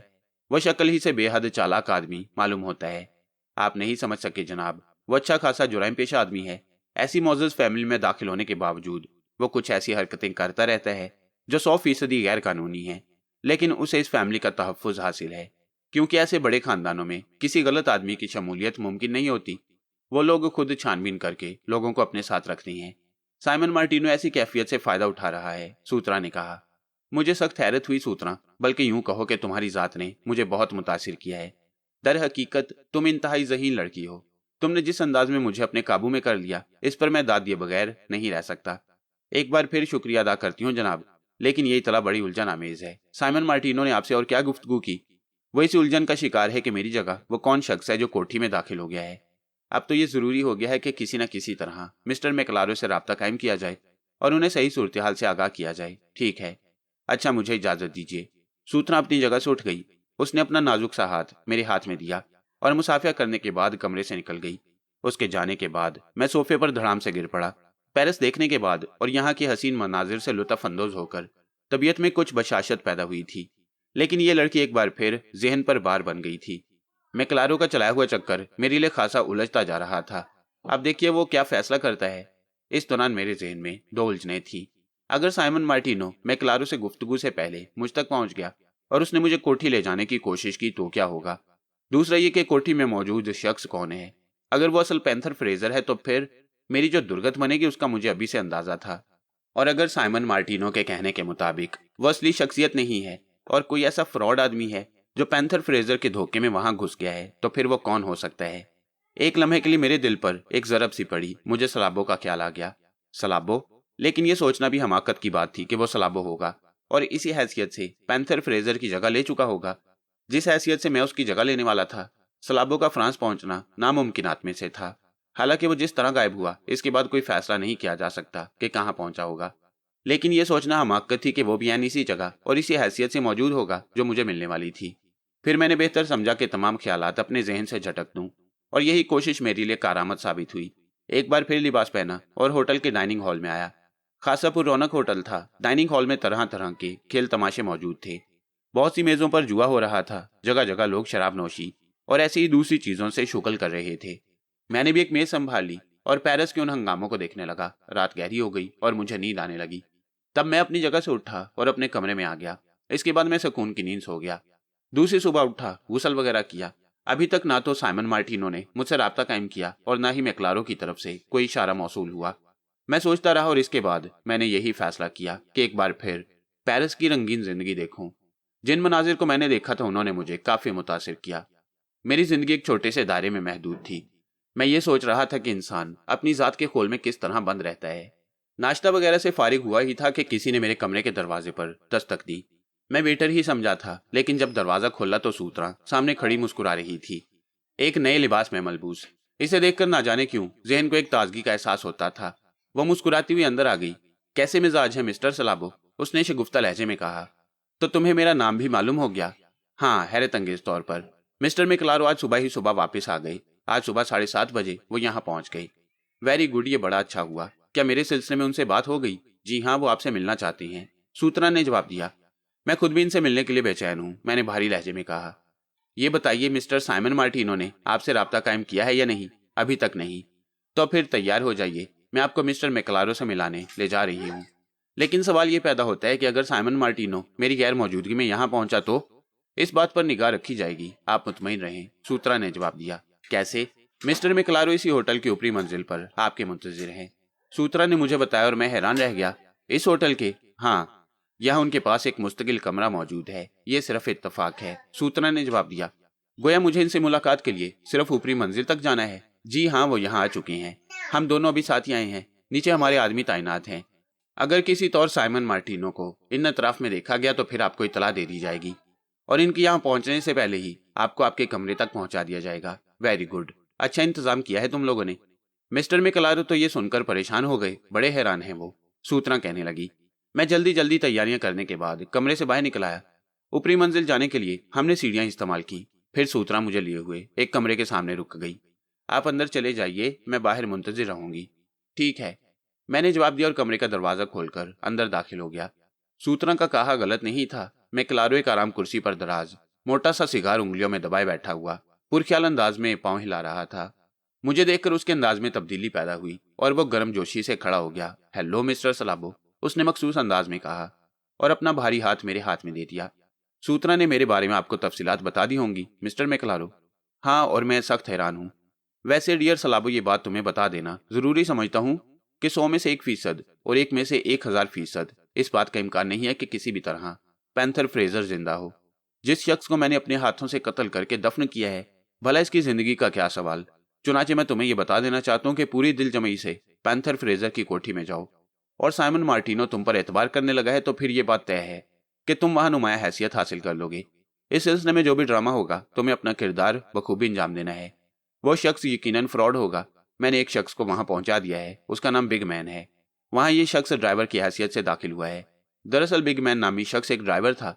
मैंने फौरी तौर पर वहां अपना आदमी पहुंचाने की गर्ज से ड्राइवर को अगवा किया है और उसकी जगह अपने आदमी को पहुंचा दिया है। उसके चेहरे पर बिग मैन का मेकअप कर दिया। गुड। गोया मुझे अगर कोई खास बात करनी होगी तो बिग मैन से मैं राब्ता कायम कर सकता हूँ। हाँ, लेकिन मेरा निशान देख लेना बहुत जरूरी है, मैक्लारो ने जवाब दिया। फिर बोला, ये गुफ्तगू तो हो गई, अब सवाल ये पैदा होता है कि उस शख्स के बारे में कैसे फैसला करें कि वो कौन है। वह जो कोई भी है, अगर नकली है तो फिर आप इस बात पर पूरा पूरा भरोसा रखिए मिस्टर मैक्लारो कि मैं उसे नकली साबित कर दूंगा। मुझे भरोसा है। मैं बेसलाहियत आदमियों का इंतखाब नहीं करता, लेकिन अब तुम साइमन मार्टिनो से खुद ही राब्ता कायम करो। कल उसने मुझसे फोन नंबर के बारे में पूछा था। मुझे वहां का नंबर नहीं मालूम, अलबत्ता मैंने कह दिया था कि हाँ, मैं इस नंबर के बारे में अच्छी तरह जानता हूँ। जाहिर है मेरी अपनी कोठी का फोन नंबर है, वो मैं तुम्हें नोट कराए देता हूँ, जहन नशीन कर लो। मैक्लारो ने मुझे एक फोन नंबर बताया और मैंने उसे अच्छी तरह जहन नशीन कर लिया। और कोई खास बात मिस्टर मैक्लारो? नहीं, बड़ा सस्पेंस पैदा हो गया है। वैसे साइमन मार्टिनो की गुफ्तगू से तुमने खुद भी तो कोई अंदाजा लगाया होगा। 100%। साइमन मार्टिनो को उस शख्स पर जबरदस्त शुबा है। वो कहता है कि कोठी के दूसरे अफराद अपनी मोहब्बत में ये बात जहन में भी नहीं ला सकते कि उनके सामने कोई नकली आदमी मौजूद है। लेकिन साइमन मार्टिनो से इतनी ज्यादा मोहब्बत नहीं करता कि उसकी शक्ल देखते ही जज्बाती हो जाता। साइमन मार्टिनो ने यह भी कहा कि मामलात दरअसल बहुत सी हैं। कम अज कम उस शख्स ने साइमन मार्टिनो से हीरों के बारे में आज तक नहीं पूछा, जो साइमन मार्टिनो के लिए हैरत अंगेज बात है। हीरे। मैक्लारो के चेहरे पर सुर्खी फैल गई। हाँ, और इससे मैंने ये अंदाजा लगाया कि साइमन मार्टिनो हीरों के बारे में बहुत कुछ जानता है। पहला ही कदम तुम्हें कामयाबी के नजदीक लिए जा रहा है। मेरी तरफ से दिली मुबारकबाद कबूल करो, मैक्लारो ने हाथ मलते हुए कहा। शुक्रिया मिस्टर मैक्लारो, मुझे तो इस वक्त खुशी होगी जब मैं आपका काम मुकम्मल कर दूं, मैंने कहा। शुक्रिया मेरे दोस्त, बस इससे ज्यादा मुझे तुमसे और कोई गुफ्तगू नहीं करनी। तुम्हें ये बात ज़हन नशीन करा देना चाहता था कि किसी भी तरह पैंथर फ्रेजर जिंदा नहीं हो सकता। जो कोई भी उसके मेकअप में वहां मौजूद है वो नकली है, और अब तुम्हें यह अंदाजा लगाना है कि वो कौन शख्स है और क्या चाहता है। जरूरी तो नहीं है कि सिर्फ हम ही इतनी जहानत से किसी बात के बारे में सोच सकें। हीरे उस शख्स के ना इल्म में होंगे और ना निगाह में। अगर होते तो वो साइमन मार्टिनो से उसके बारे में कोई ना कोई बात जरूर करता, लेकिन पैंथर फ्रेजर या जॉर्ज फ्रेजर की दौलत इतनी है कि कोई भी शख्स उस दौलत से सारी जिंदगी ऐश कर सकता है। इसलिए तुम्हें मोहतात रहना होगा। और हाँ, इस बात का भी अंदाजा रखना कि उस शख्स का पूरा गिरोह वहां हो सकता है। मुमकिन है साइमन मार्टिनो के इतराफ में उसके लोग फैले हों और फ्रेजर पैलेस में बहुत से लोग उसके अपने मौजूद हों। तुम्हें उन सब पर निगाह रखनी है। आप मुतमईन रहें, मैं तुम्हें ज्यादा देर नहीं रोकूंगा। ना जाने किस वक्त साइमन मार्टिनो की तरफ से तुम्हें कोई पैगाम मौसूल हो जाए, इसलिए खुदा हाफिज। उसने गर्मजोशी से मुझसे हाथ मिलाया और मैं बाहर निकल आया। मिस्टर मैक्लारो से मुलाकात करने के बाद जहन कुछ और उलझ गया। गोया वो शख्स 100% फ्रॉड था। कम अज कम ये बात पाया तकमील तक पहुंच गई थी कि वो असली पैंथर फ्रेजर नहीं है। इस बात से कम अज कम ये इत्मीनान भी होता था कि वो जो कोई भी है, मैं उसे फ्रॉड साबित कर सकता हूँ। लेकिन रह रहकर यही बात जहन में आ रही थी कि अगर वो असली नहीं है तो फिर कौन हो सकता है। लंच से फारिग हुआ था कि साइमन मार्टिनो पहुंच गया। उसने फोन वगैरह नहीं किया, वो खुद ही मेरे कमरे में आ गया। वेरी गुड, ये खुशकिस्मती की बात है कि आप कहीं सैरो तफरी को बाहर नहीं निकले। मैं सोच रहा था कि कहीं यूं ना हो कि आपसे मुलाकात ना होने पाए। कहो क्या रिपोर्ट है, मैंने भारी लहजा में सवाल किया। कोई खास नहीं, वो हस्बे मामूल कोठी में मुकीम है। सब लोगों की आंखों का तारा बना हुआ है। मैंने फैसला किया कि आज शाम 5:30 बजे, जब हम सब लोग लॉन पर चाय पी रहे हों, आप वहां पहुंचे। मैं पहले से तैयार रहूंगा। दिलचस्प मनाजिर होंगे, साइमन मार्टिनो ने कहा। मैं 5:30 बजे पहुंच जाऊंगा। मैं खुद भी रात भर परेशान रहा हूं। आखिर वो कौन शख्स है जो मेरे मेकअप में वहां पहुंचा है? क्या चाहता है वो? क्या मकसद है उसका? ये सब मंजर आम पर आ जाएगा। दरअसल फ्रेजर फैमिली फ्रांस की एक मोअज़्ज़ज़ फैमिली है। हम नहीं चाहते कि हमारे खानदान पर कोई हरफ आए या हमारे यहाँ की कोई बात अखबारात के लिए मौजूए गुफ्तगू बने। इसलिए जरा मैं मोहतात अंदाज में काम कर रहा हूँ, वरना बहुत कुछ कर चुका होता। ठीक है, तो मैं 5:30 बजे पहुंच रहा हूँ, मैंने कहा, और साइमन मार्टिनो ने गर्दन हिला दी। इसके बाद वो इधर उधर की बातें करता रहा। काफी देर तक वो मुझसे गुफ्तगू करता रहा। मैंने कहीं भी उसके चेहरे पर इस्तराब नहीं देखा। गोया अब तक वो पूरी तरह से मुतमईन था। मैक्लारो से इस सिलसिले में मजीद कुछ बात नहीं हुई। मुझे मुकम्मल आज़ादी थी कि मैं जिस अंदाज में चाहूँ काम करूँ। इसलिए मैंने कोई खास तरद्दुद नहीं किया और ठीक 5 बजे तैयार होकर निकल आया। मैंने अपना सामान साथ ले लिया। जाहिर अब इस होटल में क्याम करना बेमकसद था। चुनाचे मैं एक टैक्सी लेकर चल पड़ा। थोड़ी देर के बाद मैं उस पते पर पहुंच गया जो मुझे जहन नशीन करा दिया गया था। जिस वक्त टैक्सी अंदर दाखिल हुई 5:30 बज रहे थे। बड़ी अजीमो शान कोठी थी, पुराने तर्ज की बनी हुई। दोनों तरफ वसीओरीज लॉन बने हुए थे और वहीं एक लॉन पर एक खूबसूरत फूलों के कुंज के पास मैंने फ्रेजर फैमिली के अफराद को बैठे हुए देखा। टैक्सी देखकर सभी उस जानिब मुतवज्जा हो गए। मुझे खुद भी खासी सनसनी महसूस हो रही थी। मैं जानता था कि इन्हीं लोगों के साथ मेरे एक हमशक्ल भी मौजूद होगा। 2 आदमी मेरे पास आ गए। उन्हीं में साइमन मार्टिनो भी मौजूद था। गालिबन दूर से बैठे हुए आदमियों ने मेरी शक्ल नहीं देखी होगी। साइमन मार्टिनो थोड़ी देर तक मेरे पास खड़ा मुझसे गुफ्तगू करता रहा। ये कोई गुफ्तगू नहीं थी, बस वो मुझे बता रहा था कि पैंथर फ्रेजर, मतलब ये कि नकली पैंथर फ्रेजर वहां मौजूद है और दूर से मेरे बारे में कोई अंदाजा नहीं लगाया जा सका है। फिर मेरा सामान टैक्सी की डिग्गी से निकालकर वहीं बरामदे में रख दिया गया और साइमन मार्टिनो जिसे लेकर चल पड़ा, एक एक कदम सनसनी का हामिल था। जूं जूं मैं करीब पहुंचता जा रहा था, वहां मौजूद लोगों के चेहरे पर हैरत फैलती जा रही थी। उनके हाथ रुक गए। चाय की प्यालियां मेजों पर रख दी गईं। खास तौर से वो शख्स जो पैंथर फ्रेजर की शक्ल में देखा जा सकता था, बड़ा मुतवाहश नजर आ रहा था और फटी फटी आंखों से मुझे देख रहा था। मैं करीब पहुंचा तो सबके हलक से हल्की हल्की आवाजें निकल गईं। वो सब मुतहिराना अंदाज में मुझे देख रहे थे और मैं पैंथर फ्रेजर को घूर रहा था। कौन हो तुम? मैंने करख्त लहजे में सवाल किया और उस शख्स के अंदाज में एक अजीब सी कैफियत नजर आई। वो बस साकित हो गया और मुझे घूरे जा रहा था। जॉर्ज फ्रेजर को मैंने साफ पहचान लिया। वो मुतहिराना अंदाज में अपनी सीट से उठ खड़े हुए। और उन्होंने करख्त निगाहों से मुझे देखते हुए पूछा, तुम कौन हो? गोया अब मेरे लिए ये जरूरी हो गया है कि मैं अपने घर आकर बताऊं कि मैं हूं कौन। क्या कह रहे हो तुम? ये मार्टिना फ्रेजर की आवाज थी। मम्मी, आप सब लोगों की आंखों पर पट्टी बंध गई है क्या? साइमन मार्टिनो ये क्या कह रहा है? ये सब क्या हो रहा है? इस कोठी में क्या तमाशा है ये? क्या लुइस फ्रेजर का मकान अजायब खाना बनकर रह गया है? मैं आपसे पूछता हूँ डैडी, ये सब क्या है? जॉर्ज फ्रेजर ने घूमकर उस शख्स को देखा जिसने अब अपने आप को संभाल लिया था और पहले की बनिस्बत मुतमईन नजर आ रहा था। ये क्या है पैंथर, तुम मुझे बताओ, जॉर्ज फ्रेजर ने उस शख्स की तरफ देखकर कहा। डैडी, मैं क्या बता सकता हूँ? ये शख्स खुद मौजूद है, इससे पूछ लो कि इसने मेरी शक्ल सूरत कहाँ से पाई। कौन हो तुम और मुझे डैडी कहकर क्यों मुखातिब कर रहे हो? क्या नाम है तुम्हारा? इसलिए पापा कि मैं पैंथर फ्रेजर हूँ। क्या बकवास है? जॉर्ज फ्रेजर के मुंह से निकला। अगर मुझे पैंथर फ्रेजर की हैसियत से कबूल ना किया जाए तो वापस चला जाऊं मैंने तंजिया लहजे में सवाल किया। ठहरो, तुम वापस नहीं जा सकते। ये बताओ कि तुम क्या चाल चलने के लिए यहाँ आए थे? मैं इन तमाम बातों पर एहतजाज करता हूँ डैडी, और मुझे सख्त अफसोस है कि अगर कोई शख्स पैंथर फ्रेजर की हैसियत से यहाँ मौजूद है तो उसे पहचाना क्यों नहीं जा सकता। मगर तुम, क्या असली पैंथर फ्रेजर तुम हो? मम्मी, आपको ये सवाल करते हुए अफसोस नहीं होता? मैंने मुलामत करने वाले अंदाज में कहा। मगर मेरी समझ में तो कुछ नहीं आता। मार्टिना फ्रेजर ने दोनों हाथों से अपना सर पकड़ लिया। तुम बैठो नौजवान। और साइमन, अब तुम ही फैसला कर सकते हो ये क्या हो रहा है इस कोठी में, क्या ड्रामा है ये? जॉर्ज फ्रेजर ने झिलाए हुए अंदाज में कहा। मैं क्या अर्ज कर सकता हूँ जनाब, ये फैसला आप लोगों से बेहतर कौन कर सकता है? इनमें से कौन नकली और कौन असल, इसका फैसला करना होगा, जॉर्ज फ्रेजर ने कहा, और फिर पैंथर के हमशक्ल की तरफ देखकर बोले। क्यों, तुम क्या कहते हो? मैं क्या अर्ज कर सकता हूँ, उसने किसी कदर बौखलाए हुए अंदाज में कहा, और सबकी निगाहें उसकी जानिब उठ गईं। तुम यहाँ तकरीबन 3 हफ्ते से पैंथर फ्रेजर की पोजीशन से रह रहे हो। क्या तुम इस बात का एतराफ करते हो कि तुम नकली पैंथर फ्रेजर हो? मैं किसी चीज का कोई एतराफ नहीं करना चाहता।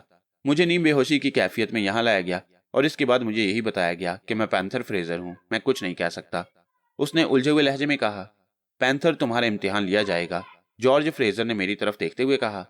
मैं इन तमाम बातों को फजूल समझता हूँ। अगर आप लोग मेरी गैर मौजूदगी से मुतमईन हैं तो मैं भी यहाँ से बाहर जाकर यहाँ से ज्यादा खुश हूँ। इस घर में मैं अपनी कोई जरूरत महसूस नहीं करता जहां मुझे पहचानने में भी तामल किया जाए। नहीं नहीं पैंथर, मेरे बच्चे, मेरे बेटे, ये शख्स ना जाने कौन है, ये शख्स ना जाने कौन है। मार्टिना फाइजर अपनी जगह से उठी और मुझसे लिपट गई। मम्मी, माँ तो बहुत बड़ी हैसियत रखती है कि आपकी आंखें भी धोखा खा गईं।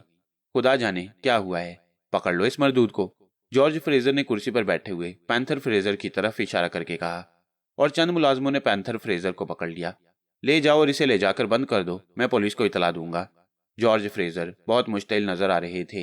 मुलाजिम उस आदमी को घसीट कर ले गए। जॉर्ज फ्रेजर ने चीख कर कहा, अगर ये यहाँ से निकल भागा तो तुम लोगों की शामत आ जाएगी, समझ गए? इसे निकलना नहीं चाहिए। उन्होंने फिर चीख कर कहा, और मुलाजिम खामोशी से उसे लिए हुए अंदर चले गए। तुम कहाँ से आ रहे हो? जॉर्ज फ्रेजर ने कहा। डैडी, मेरा ज़हन इस वक्त दुरुस्त नहीं, आपके किसी सवाल का जवाब न दे सकूंगा।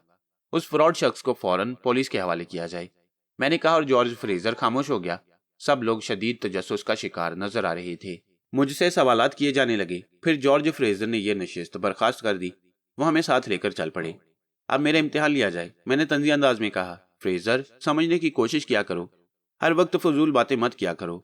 तुम अगर इतने अरसे घर से बाहर ना रहते तो किसी की यह मजाल ना होती कि वैसी प्लानिंग करता। ये सब तुम्हारा मुकद्दर है, जॉर्ज फ्रेजर ने कहा। हाँ डैडी, मैं इस मुकद्दर की हर सजा भुगतने के लिए तैयार हूँ।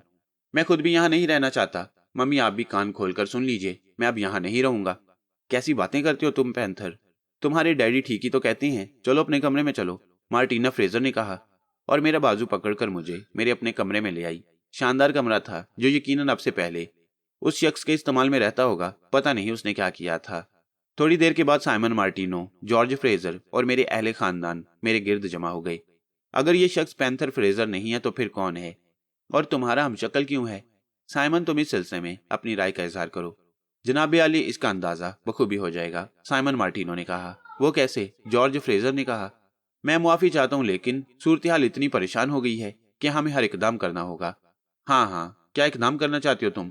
क्या हम पुलिस को इस बारे में इतला दे दें? मैं इसके हक में नहीं हूँ, साइमन मार्टिनो ने कहा। क्यों? इसलिए कि पुलिस आएगी और उन वाकयात की छानबीन करेगी, तो फिर ये तमाम वाकयात अखबारात की जीनत बन जाएंगे। ख्वामखा फ्रेजर फैमिली के नाम से अखबारात में खबरें छपने लगेंगी। हमने हमेशा इस बात का ख्याल रखा है कि हम अखबारात की जीनत ना बनने पाएं। यह तो तुम ठीक कहते हो, पता नहीं क्या चक्कर है। जाहिर अखबारात ये भी लिखेंगे कि पैंथर फ्रेजर एक आवारागर्द नौजवान है और किसी मुजरिमाना जहनियत रखने वाले शख्स ने इसलिए उसके नाम से फायदा उठाया कि वो खुद अपनी कोठी में मौजूद नहीं रहता। जॉर्ज फ्रेजर ने मुलामत करने वाले अंदाज में कहा, यह मेरा जाती मामला है डैडी, मैं इस सिलसिले में किसी की मुदाखलत पसंद नहीं करता। तुम तो जाती तौर पर पैदा भी हो गए हो, जाहिर है इस फैमिली से या इसके मुफादात से तुम्हारा कोई ताल्लुक नहीं है। मैं बुरा समूह बनाकर खामोश हो गया। फिर जॉर्ज फ्रेजर ने साइमन मार्टिनो से पूछा, तुम बताओ तुम्हारे इस सिलसिले में क्या ख्याल है? बेहतर यही है कि हम इनके चेहरों को अमोनिया से धुलवा कर देख लें। यकीनन इनमें से एक के चेहरे पर मेकअप जरूर होगा, सूरत हाल खुलकर सामने आ जाएगी। ठीक है, और मेरा ख्याल है पैंथर, तुम्हें भी इस पर कोई एतराज नहीं होना चाहिए। यहाँ आने के बाद मेरी जो भी दुर्गत बने, मुझे उस पर कभी एतराज नहीं हुआ डैडी, मैंने भारी लहजे में कहा। साइमन, इंतजाम करो, हम इस मसले को इस तरह नजरअंदाज नहीं कर सकते। ओके सर, साइमन मार्टिनो ने कहा।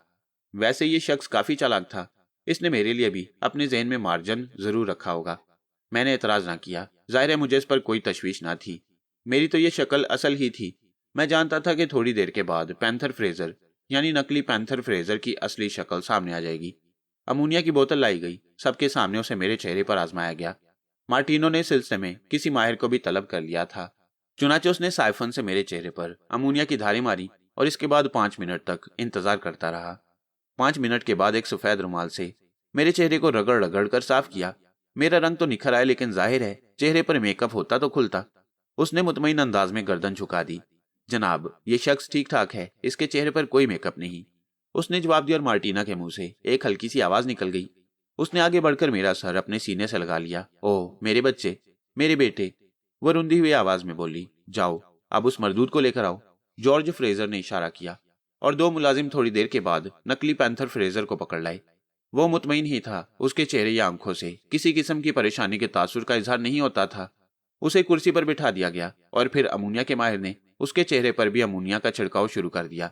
मैं उसके इत्मीनान को हैरतनाक निगाहों से देख रहा था।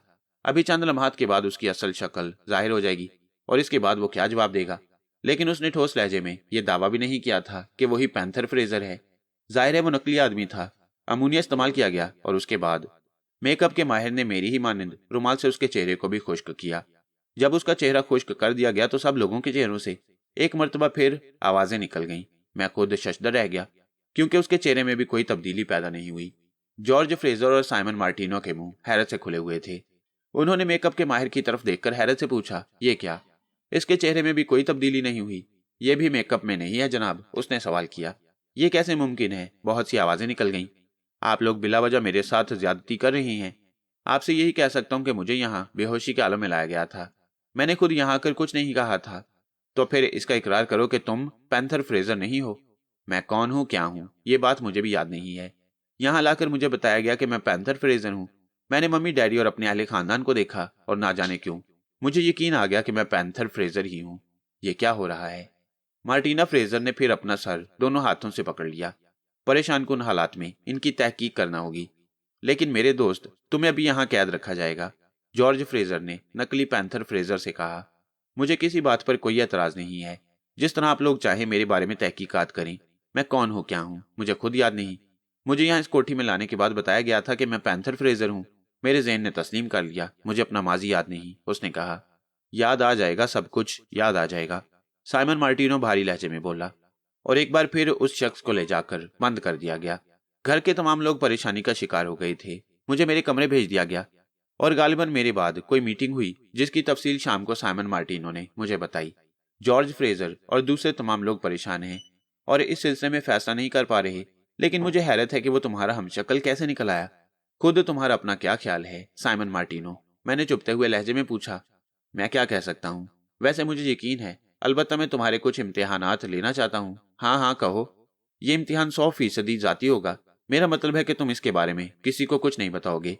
पूछो मार्टिनो, मुझे बोर मत करो, मैंने भारी लहजे में कहा। तुम ये जवाब दो मुझे पैंथर मार्टिनो के हीरों के मुतल्लिक तुम क्या जानते हो?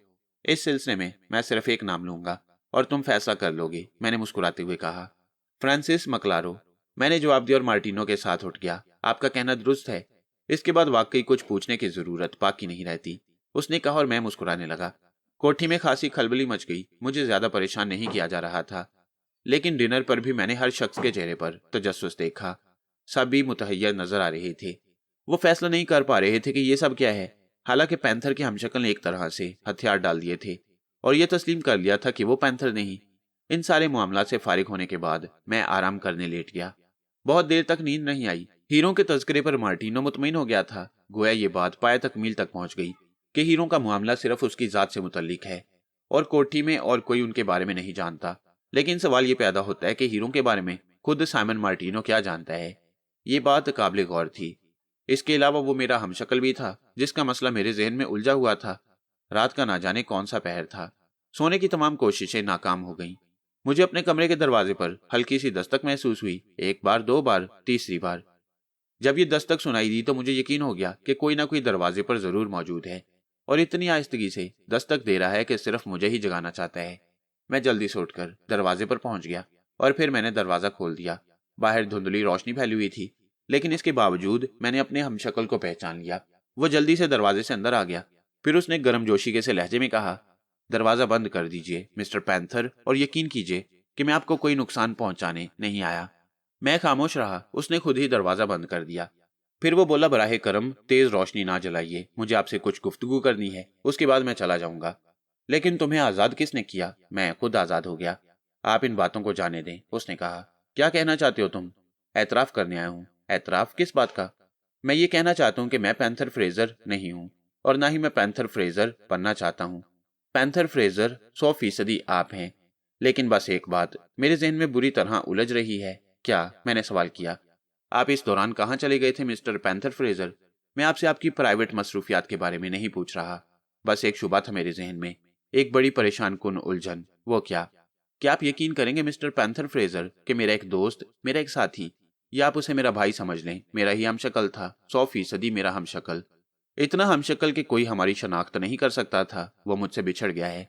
मैं उसकी तलाश में सरगर्दा हूं। मैं आपका यह सारा ड्रामा फेल कर सकता था मिस्टर पैंथर फ्रेजर, लेकिन मुझे इस कैरेक्टर से कोई दिलचस्पी नहीं। मैं यहाँ इस कोठी में ऐश करने नहीं आया, बल्कि हालात के हाथों उलझता हुआ यहाँ तक पहुंच गया हूँ। लेकिन मैं आपके बारे में जरूर जानना चाहता हूँ। मेरे ज़हन में एक धमाका सा हुआ और मेरे अंदर एक अजीब सी कैफियत पैदा हो गई। ये अल्फाज मेरे लिए बड़े ही तहय्युर खेज थे। मेरी आंखों में मुसर्रत की लहरें रक्सा हो गईं और मैंने उसकी जानिब देखते हुए कहा, सलाबो। मेरे ये अल्फाज उसके लिए भी एक बम के धमाके से कम नहीं थे। मैंने उसके पूरे बदन में लर्जिश देखी और फिर वो बेख्तियार आगे बढ़कर मुझसे लिपट गया। तो ये तुम ही हो? खुदा की कसम, ना जाने क्यों मेरा दिल कहता था, खुदा की कसम। वो जज्बात से बेकाबू हो गया। हम दोनों देर तक लिपटे रहे। फिर उसने मुझे झटके से अलहदा किया और कहने लगा, ये सब हुआ क्या? क्या तुम्हें यहीं इसी जगह पहुंचना था? हाँ सलाबो, हालात और तकदीर हमें यहाँ यकजा करने वाले थे। मगर तुम कौन हो? उसने सवाल किया। सलाबो हूँ। अब किसी परेशानी उलझन का शिकार मत हो। क्या अब भी हमारे दरमियान कोई उलझन बाकी रह गई है? मैंने सवाल किया। खुदा की पनाह, इसका मतलब है कि अब हमारा तीसरा हमशक्ल भी पैदा हो गया? पैदा हुआ था, लेकिन अब वो मर चुका है। क्या मतलब? पैंथर फ्रेजर अब जिंदा नहीं है। बैठ जाओ सलाबो, बहुत मुसरत हो रही है। यकीन करो, यूं महसूस होता है जैसे कोई अजीम शान खजाना मिल गया हो। तुम्हें खोने के बाद मैंने एक लम्हा भी सुकून से नहीं गुजारा। सलाबो ने कहा और मुझे मसैरी पर बिठाकर खुद मेरे नजदीक पड़े हुए सोफे पर बैठ गया। बड़ी अजीब बात है, नाकाबिल यकीन, वो भारी लहजे में बोला। मेरी भी यही कैफियत है सलाबो। आखिर तुम यहाँ कैसे पहुंच गए? बस कहानी है एक। यकीनन तुम्हारे साथ भी कोई कहानी होगी। बेहतर यह है कि पहले तुम सुना दो। नहीं, पहले तुम्हें सुनाना होगा, मैंने जवाब दिया। ठीक है, मुझे कोई एतराज नहीं। मैं वहां उन चट्टानों में पोशीदा हो गया था। बहुत देर तक मुझे वहां रहना पड़ा। मैं उनकी निगाहों से ओझल ही रहा। वो लोग मुझे तलाश करने में कामयाब नहीं हो सके, लेकिन मैं तुम्हारी तलाश में सरगर्दा हो गया। मैंने वो स्टीमर साहिल से रवाना होते हुए देखा जिस पर तुम चढ़े थे। मैं कोई ऐसा जरिया नहीं रखता था जिससे तुम्हारा ताकुब कर सकता। वो लोग वहीं मौजूद थे और हालात अचानक कुछ इस तरह के पेश आ गए कि मैं दौड़कर नादीदा हालत में भी स्टीमर पर सवार नहीं हो सकता था। मैं मजबूर हो गया। इसके बाद मैंने यही मुनासिब समझा कि मैं खुद को उनकी तहवील में दे दूं। कम से कम ये तो पता चल जाएगा कि वो तुम्हें कहाँ ले गई हैं। चुनाचे मैं उनके कब्जे में आ गया। मैंने जानबूझकर अपने आप को उनके हवाले कर दिया। उन्होंने मुझे पकड़ लिया और फिर बड़ी बड़ी अजियतों से मुझे गुजरना पड़ा। वो मुझसे मेरे बारे में मालूमात हासिल कर रहे थे। कमबख्त सारे के सारे स्मगलर थे। सैंडो ग्रुप से उनका ताल्लुक था। मैं उन लोगों के चक्कर में फंसा रहा। उन्होंने खासे हंगामे करके मुझे जख्मी कर दिया। फिर ना जाने कहां कहां वो मुझे लिए घूमते रहे और बिल आखिर जब मैंने खुद को होश में महसूस किया तो मैं फ्रांस में था। एक मोहम्मद शख्स मेरा निगरान था। वो बस अजीबोगरीब आदमी था, बड़ा हमदर्द और दोस्त किस्म का, लेकिन उनके चुंगल में बुरी तरह फंसा हुआ था। काफी अरसा इसी तरह गुजर गया। उन लोगों ने अब मुझे नजरअंदाज कर दिया। मुझसे कोई काम नहीं लिया गया और ना ही किसी सिलसिले में मुझे परेशान किया गया। फिर एक दिन मैंने खुद को आज़ाद पाया। मैं एक भरे पूरे शहर में एक भरी पूरी सड़क पर मौजूद था। मैं पैदल चल रहा था। तब मेरी मुलाकात एक ऐसे शख्स से हुई जो अपनी पुरानी कार में कोई लंबा सफर कर रहा था। उसने मुझे देखकर कार रोकी, वापस पलटा और हैरान रह गया। उसने मुझे पैंथर फ्रेजर कहकर मुखातिब किया। मैंने कोई एतराज नहीं किया और उसके साथ इस हैसियत से बैठ गया। वो मुझसे फ्रेजर फैमिली के बारे में बातें करता रहा, मुझे नसीहतें करता रहा और बिल आखिर मुझे इस कोठी में छोड़ गया। सूरत का कोई सही अंदाजा नहीं हुआ था। मुझे यहाँ सब पैंथर फ्रेजर के नाम से पुकारने लगी और मैंने सोचा कि इतने दिनों की वो कोफ्त जो स्मगलरों के साथ रहकर हुई है, मिटाने का बेहतरीन तरीका यह है कि मैं यहाँ आराम करूँ। चुनाचे मैंने खुद को यही तस्लीम कर लिया और इस हैसियत से यहाँ मुकीम रहा। लेकिन मुझे इल्म नहीं था कि तुम भी इस तरह यहाँ आ जाओगे। यकीन करो, मेरे दिल के किसी गोशे में यह ख्याल नहीं था कि ये तुम हो सकती हो। मैं तो यही समझा था कि पैंथर फ्रेजर वापस आ गया है। हाँ, इस बात पर मैं मजीद हैरान था कि हम दो हमशक्ल तो थे ही, ये तीसरा कहाँ से पैदा हो गया। बड़ी हैरत अंगेज मुशाबियत थी। अब तुम कहते हो कि वो मर चुका है, क्या वाकई वो मर चुका है? सलाबो ने पूछा। हाँ, मुझे मुकम्मल यकीन है इस बात का, और इस यकीन की कोई ना कोई बुनियाद जरूर होगी। हाँ है। बस तो फिर तुम मुझे अपनी कहानी सुनाओ, सलाबो ने कहा और मैं उसे तफसील से सब कुछ सुनाने लगा। मैंने उसे अपने हालात बताए, अपने मसाइल की दास्तान सुनाई, किन किन खौफनाक हालात से गुजर चुका था। फिर मैं क्लारो के बारे में बताया। अगर मैं क्लारो के ज़हन में यह मंसूबा ना होता तो वो मुझे कहीं मार पीट कर फेंक देता, लेकिन इस मंसूबे की तकमील के लिए वो यहाँ तक पहुंचा था। मैंने साइमन मार्टिनो के बारे में भी तफसील बताई। मैं क्लारो से मुलाकात के बारे में सब कुछ बताया। सलाबो हैरान सा बैठा ये सारी बातें सुन रहा था। उसके चेहरे पर अजीब से तासुरात थे। फिर एकदम वो चौंक पड़ा। वाह यार, मिलाओ हाथ। गोया दिलचस्पियां एक बार हमारे दरमियान आ गई हैं। कैसे दिलचस्पियां? मैंने सवाल किया। यार, क्या तुम इस मामले को मामूली समझते हो? पैंथर फ्रेजर बेचारा मर चुका है, वो अब यहाँ कभी नहीं आएगा। हम जब तक चाहें यहाँ रह सकते हैं। हमारे लिए ये तमाम मामलात बड़े दिलचस्प और दिलकश हैं। वैसे देखो, तकदीर ने हमें किस तरह यहाँ पहुंचा दिया, कोई सोच भी नहीं सकता था। हमारे जहन में ये मंसूबा तो था कि हम गैर ममालिक की सैर को निकलेंगे, लेकिन ये सैर इस किस्म की होगी इसका कोई अंदाजा हमने नहीं किया था। बात तो ठीक है, लेकिन यहाँ रहकर क्या हम खतरात का शिकार नहीं रहेंगे? कैसे खतरात यार? क्यों सोचते हो इस बारे में? बस अपने आप को इस नई जिंदगी में जम करना है। जरा यूरोप का माहौल भी देखेंगे। सलाबो के चेहरे पर अब पूरी तरह रौनक आ गई थी। फिर वो कहने लगा, तुम जब तक मेरे पास नहीं थे सलाबो, मैं बुरी तरह उदास था। मैं तुम्हारी तलाश में ना जाने कब तक सरगर्दा रहता। जाहिर है इसके बगैर तो जिंदगी में ठहराव का तस्वुर भी नहीं कर सकता था कि तुम मेरे साथ ना हो। और अब जबकि दोनों मिल गए हैं तो अब तफरीहात मजमूई तौर पर शुरू होंगी, उसने कहा। वो तो ठीक है, लेकिन अब यहाँ के बारे में क्या प्रोग्राम है? प्रोग्राम क्या है? अरे भाई, तुम पैंथर फ्रेजर हो ना, पैंथर फ्रेजर ही रहोगे और तुम्हारा हमराज तुम्हारे साथ ही होगा। वो कैसे? कमाल है यार, मेरे लिए क्या मुश्किल है? इन लोगों ने मुझे कैद कर दिया था, लेकिन देख लो, इस वक्त मैं तुम्हारे सामने मौजूद हूँ। बस मैं उस वक्त तक उनकी हर बात की तामील कर रहा था, जब तक कि मुझे सूरत हाल का सही इल्म नहीं था। मैंने यही सोचा कि एक बार तुमसे मुलाकात कर लूं और उसके बाद कहीं निकल जाऊं। इस ख्याल के तहत मैं वहां से निकल आया। बस चालाकी करनी पड़ी थी जरा सी। एक मुलाजिम ने दरवाजा खोला। मैं नादीदा कैफियत में था। वो अंदर आ गया और इधर उधर देखने लगा। मैं बाहर निकल आया। मुलाजिम बेचारा मुझे तलाश करता रह गया। गोया उन्हें तुम्हारे फरार का इल्म हो गया होगा, मैंने पूछा। हाँ, इम्कान तो इसी बात का है, लेकिन अभी तक कोई हंगामा नहीं हुआ। पता नहीं मुलाजिम की क्या कैफियत है। अभी मुझे भी जगह दो, मैं तुम्हारे पास ही सोऊंगा, सलाबो ने कहा और हम दोनों मसहरी पर आ गए। वैसे तुम्हारे निकल जाने से हंगामा तो होगा, होता रहे, मुझे क्या। हमें अब बिल्कुल नींद नहीं आ रही थी। सलाबो के मिल जाने से मुझे इतनी मुसर्रत थी कि बस बयान के बाहर है। हीरों का मसला भी हमारे सामने था। बिस्तर पर लेटकर हम गुफ्तगू करने लगे। वैसे अब प्रोग्राम क्या होगा सलाबो? कैसा प्रोग्राम? मेरा मतलब है इस घराने से, क्या पैंथर फ्रेजर की हैसियत से हम इन लोगों के साथ कुछ ज्यादा वक्त गुजारेंगे? हाँ, थोड़ा सा वक्त गुजारेंगे। वैसे यार, ये खानदान बहुत मासूम है, इसे कोई नुकसान पहुंचाना नामुनासिब होगा। मैं तुम्हें कुछ अंदरूनी हकीकतें भी बता सकता हूँ। ये खानदान बस अपनी साख घसीट रहा है, बहुत मकरूज है।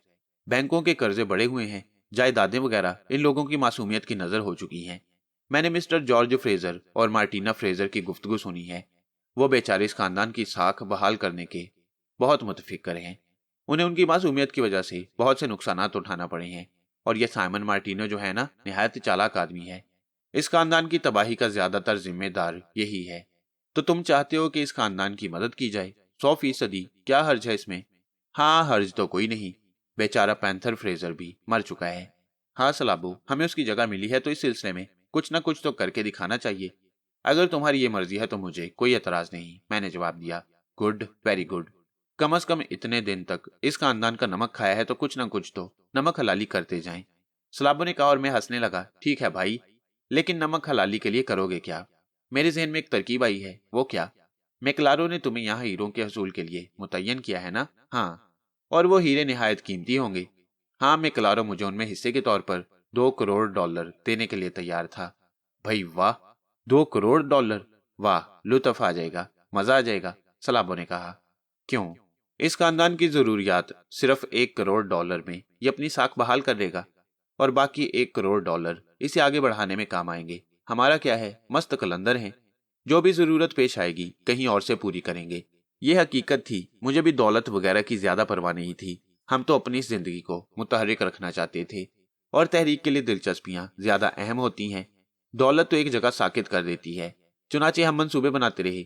सलाबो ने कहा। साइमन यकीनन हीरों के राज से वाकिफ है। अब ये तुम्हारा काम है कि तुम चालाकी से उससे मालूमात हासिल करो। बल्कि मुझे तो शुबा है कि कहीं हीरे उसके पास मौजूद ना हो। मुझे भी शुबा है, अगर पैंथर फ्रेजर ने उसे अपना राजदार बनाया है तो यकीनन हीरो के बारे में भी तफसील जानता होगा। सवाल ये पैदा होता है कि उससे ये तफसील मालूम किस तरह की जाए। इसके सिलसिले में भी कोई ना कोई प्रोग्राम बना लेंगे। अब ये बात तय है कि कल से मैं पैंथर फ्रेजर का किरदार अदा कर रहा हूँ और तुम इन लोगों की निगाहों से गायब रहोगे। वो लोग यही समझेंगे कि तुम फरार हो गई। हाँ, रात को हम दोनों यही सोया करेंगे। दिन में तुम मेरी परवाह मत करना, वैसे कोशिश करूंगा कि तुम्हारे ज्यादा से ज्यादा करीब रहूं। मैक्लारो ने इस सिलसिले में तुम्हें मुकम्मल तरबियत दी है, जबकि मैं पैंथर फ्रेजर के असली रूप से कतई नावाकिफ हूँ। तुम तो यहाँ के हालात से यकीनन अच्छी तरह वाकिफ होगे। हाँ, मुझे उन तमाम किरदारों से रूशनास करा दिया गया था जिनसे मेरी मुठभेड़ हुई थी, इसलिए बेहतर यह है कि तुम अपना यह किरदार अंजाम देते रहो और सोनो अब सोने की कोशिश करो, वरना कल दिन में तबीयत भारी रहेगी। सलाबो ने कहा और हम दोनों सोने की कोशिश करने लगे, जिसमें थोड़ी देर के बाद हमें कामयाबी हो गई।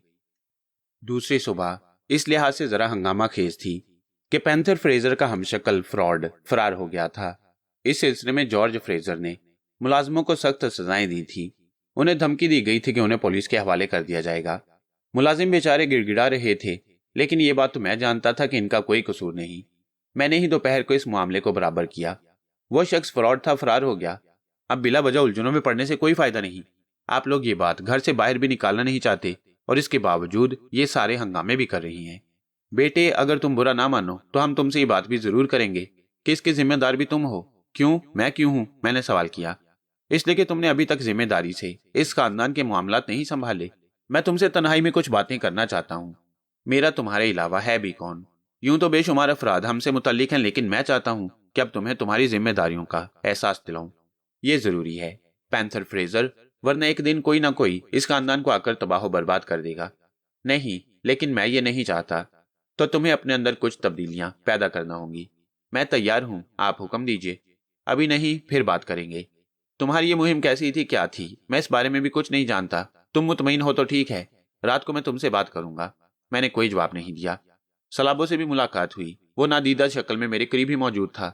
कई बार उसकी मौजूदगी को मैंने महसूस किया, लेकिन जाहिर है मैं उसे मुखातिब नहीं कर सकता था। जॉर्ज फ्रेजर से मिलने से पहले उसने मेरे कान में कहा, मेरा ख्याल है जॉर्ज फ्रेजर तुम्हें तमाम सूरत हाल से मुतला करेंगे। तुम्हें खुद अंदाजा हो जाएगा कि इस खानदान के हालात क्या हैं। डिनर के बाद प्राइवेट कमरे में हमारी नशिस्त हुई। इस कमरे में सिर्फ मार्टिना फ्रेजर और जॉर्ज फ्रेजर थे। तीसरा आदमी मैं था।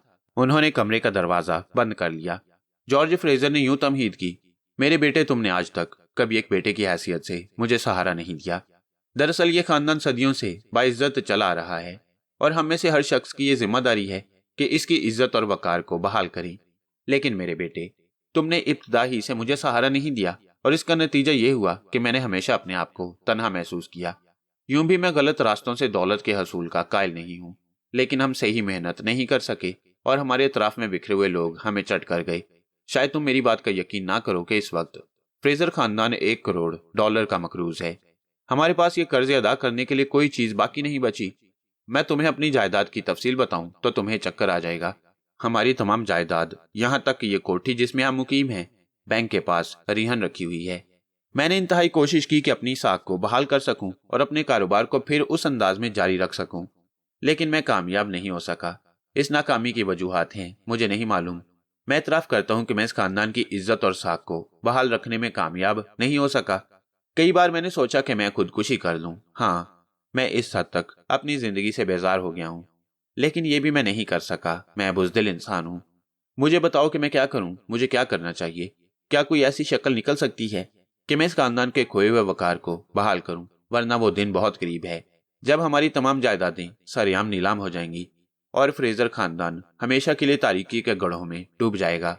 मैं इस सिलसिले में आपकी क्या मदद कर सकता हूँ डैडी? मैंने सवाल किया।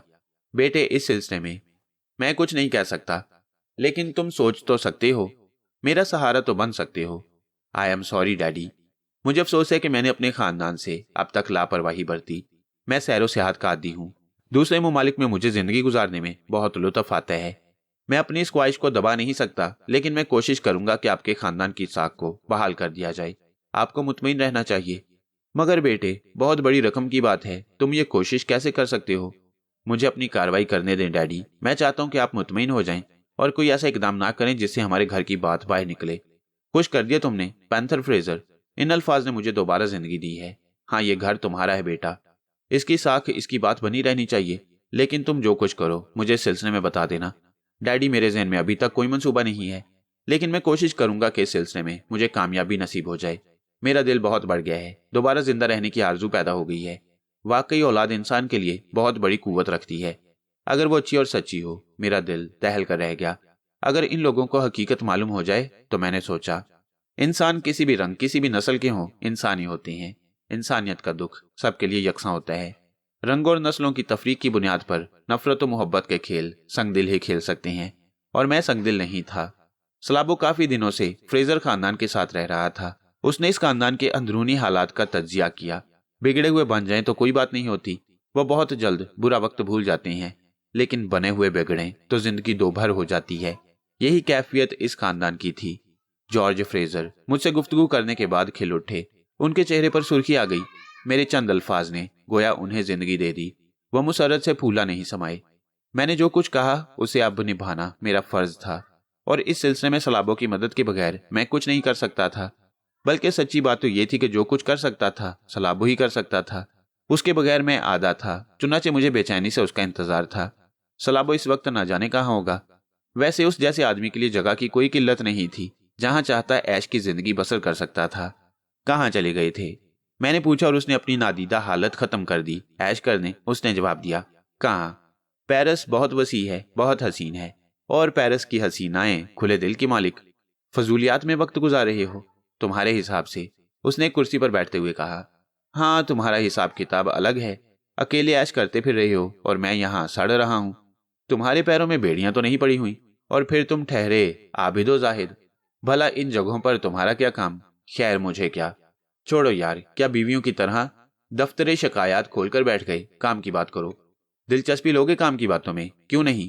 तो लो सुनो। मेरी मिस्टर जॉर्ज फ्रेजर से गुफ्तगू हुई थी। क्या गुफ्तगू हुई? उन्होंने मुझे अपने हालात बताए। वाकई ये बेचारे ऐसी कसम पुरसी में जिंदगी गुजार रही हैं। हम उनकी मदद का फैसला कर चुके हैं, स्लाबो बोला। मैं इसका इजहार भी कर चुका हूं। कोई हर्ज नहीं है। हर्ज तो नहीं है, लेकिन अब इसका इंतजाम भी तो कर लो। तुम यहाँ मौजूद हो इसलिए मैं बेफिक्र हूँ। प्रोग्राम बना लो, मेरी जहां जरूरत पड़े हाजिर हूँ। सलाबो ने कहा। मैं इसीलिए बेचैनी से तुम्हारा इंतजार कर रहा था। अब सबसे पहला मरहला साइमन मार्टिनो से हीरे वसूल करने का है। इस सिलसिले में कार्रवाई का आगाज कर दो। तुम्हारे बगैर ये मुमकिन नहीं। मैं इस सिलसिले में क्या करूं? सलाबो ने पूछा।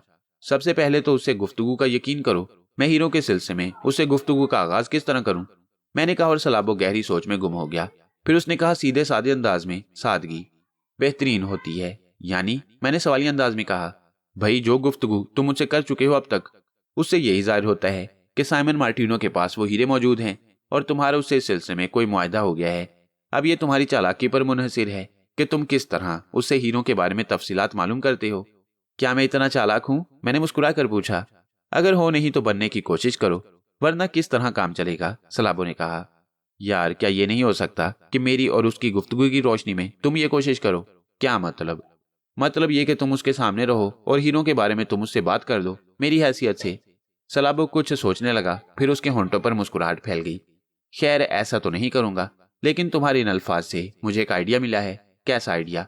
बस बस, अभी इस सिलसिले में कुछ ना पूछो। तुम उससे बात करो।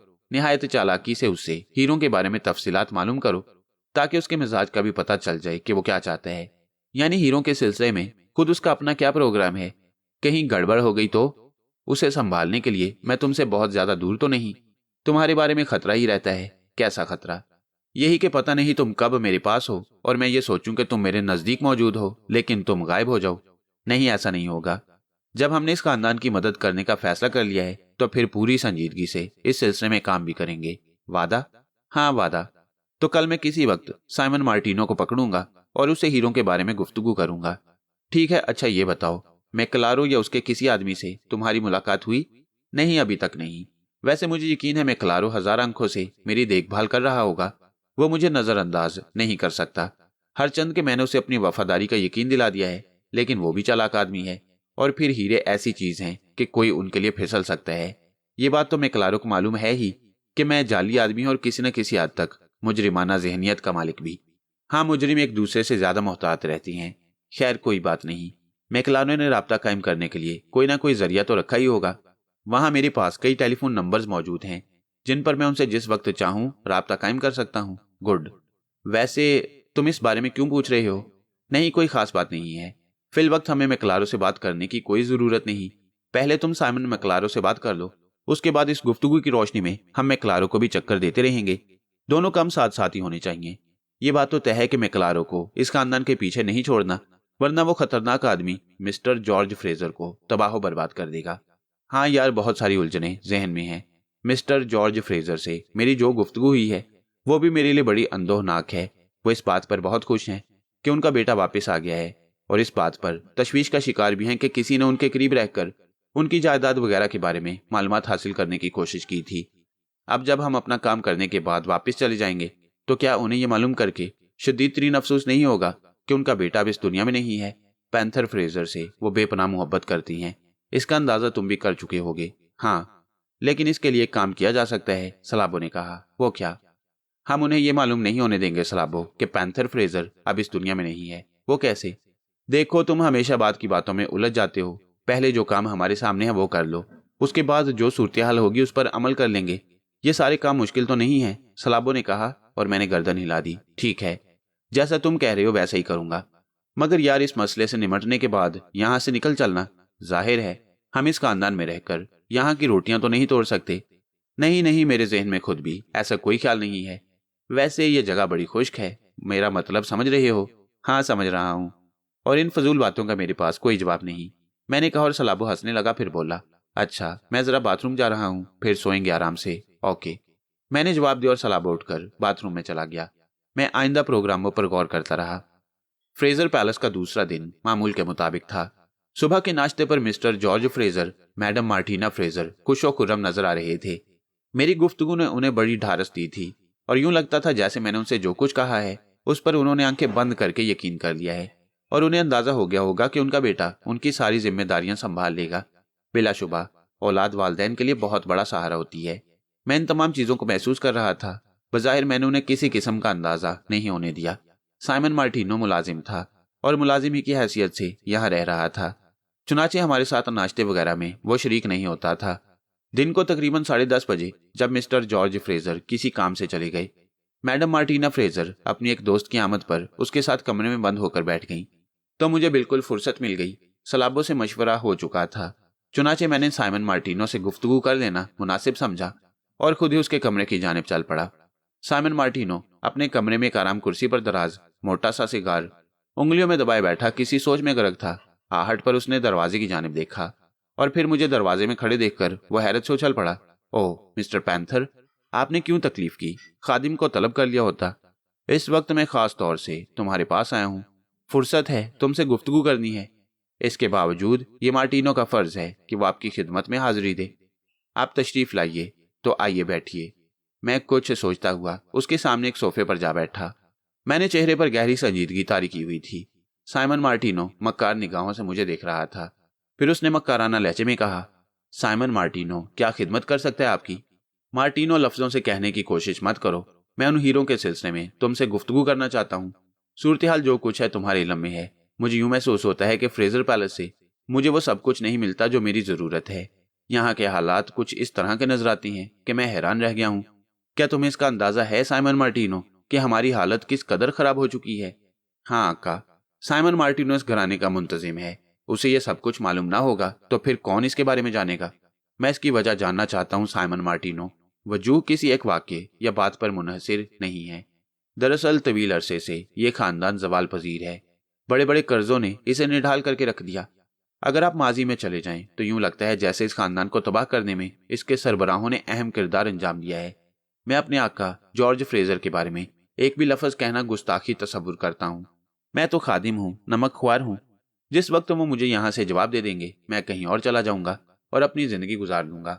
लेकिन आपका मसला दूसरा है मिस्टर पैंथर। आपके लिए मैं अपने दिल में दोस्ताना जज्बात रखता हूँ, इसलिए जो कुछ मेरे दिल में है वो मैं आपसे कहना जरूरी समझता हूँ। हाँ, मैं भी इसीलिए आया हूँ कि तुम मुझे तमाम तफसीलात बता दो। तफसीलात बताने की कोई खास जरूरत महसूस नहीं करता। मैं चंद मोटी मोटी बातें बताई देता हूँ। मसलन घोड़ों का अस्तबल, यहाँ इस वक्त भी 3 दर्जन घोड़े मौजूद हैं। इतनी बड़ी मालियत के घोड़े कि आप तस्वुर भी नहीं कर सकते। क्या आप इस बात पर यकीन करेंगे मिस्टर पैंथर कि अभी पिछले दिनों गालिबन 1-1.5 माह हुआ या उससे कुछ ज्यादा, डेविड फानूक ने हमारे घोड़े सील ब्राउन की कीमत $10 लाख लगाई थी। लेकिन मिस्टर जॉर्ज फ्रेजर ने वो घोड़ा डेविड फालूक के हवाले करना मुनासिब नहीं समझा और फिर दूसरी ही रेस में वो घोड़ा लंगड़ा हो गया और उसे गोली मार दी गई। यही शाहाना अंदाज हर सिलसिले में है। अब आप खुद गौर कीजिए, $10 लाख और फिर उस पर लगाई हुई तकरीबन $2 लाख की रकम, तकरीबन कुल रकम हुई $12 लाख। ये रकम यूं निकल गई जैसे उसे किसी ने हमारी जेब से निकाल लिया हो। बाकी घोड़ों की भी यही पोजीशन है, हारते जीतते रहते हैं। ये तो बात हुई घोड़ों की। मिस्टर जॉर्ज फ्रेजर की जेब में तवील अरसे से घोड़ों की मद में कुछ नहीं आ रहा, जबकि उन पर होने वाले अखराजात का तखमीना अगर आप लगाएं तो आपको हैरत होगी। ये सारी बातें यकीनन आपसे पोशीदा नहीं होंगी। ये दूसरी बात है कि आपने इन पर तवज्जो नहीं दी होगी और कभी इस अंदाज में नहीं सोचा होगा।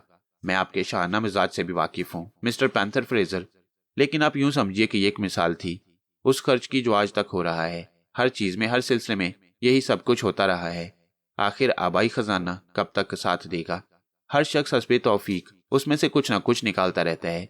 शामिल करने की कोई कोशिश नहीं की गई, जिसके नताइज अब बरामद हो रही हैं। और दर हकीकत आज से पहले इस खानदान की माली पोजीशन इस कदर नाजुक कभी नहीं थी। इस खानदान की साख खत्म होती जा रही है और इसकी बुनियादी वजह यह है कि जिन लोगों को कर्जे वापस करने हैं वो अब इंतजार करते करते उकता गई हैं और उन्होंने दबे दबे अंदाज में फ्रेजर खानदान पर चहमगोइयां शुरू कर दी हैं। इस साख को संभालने की कोई तगदो नहीं की गई। मैंने पूछा, आप बताइए आका, मुझे क्या करना चाहिए था?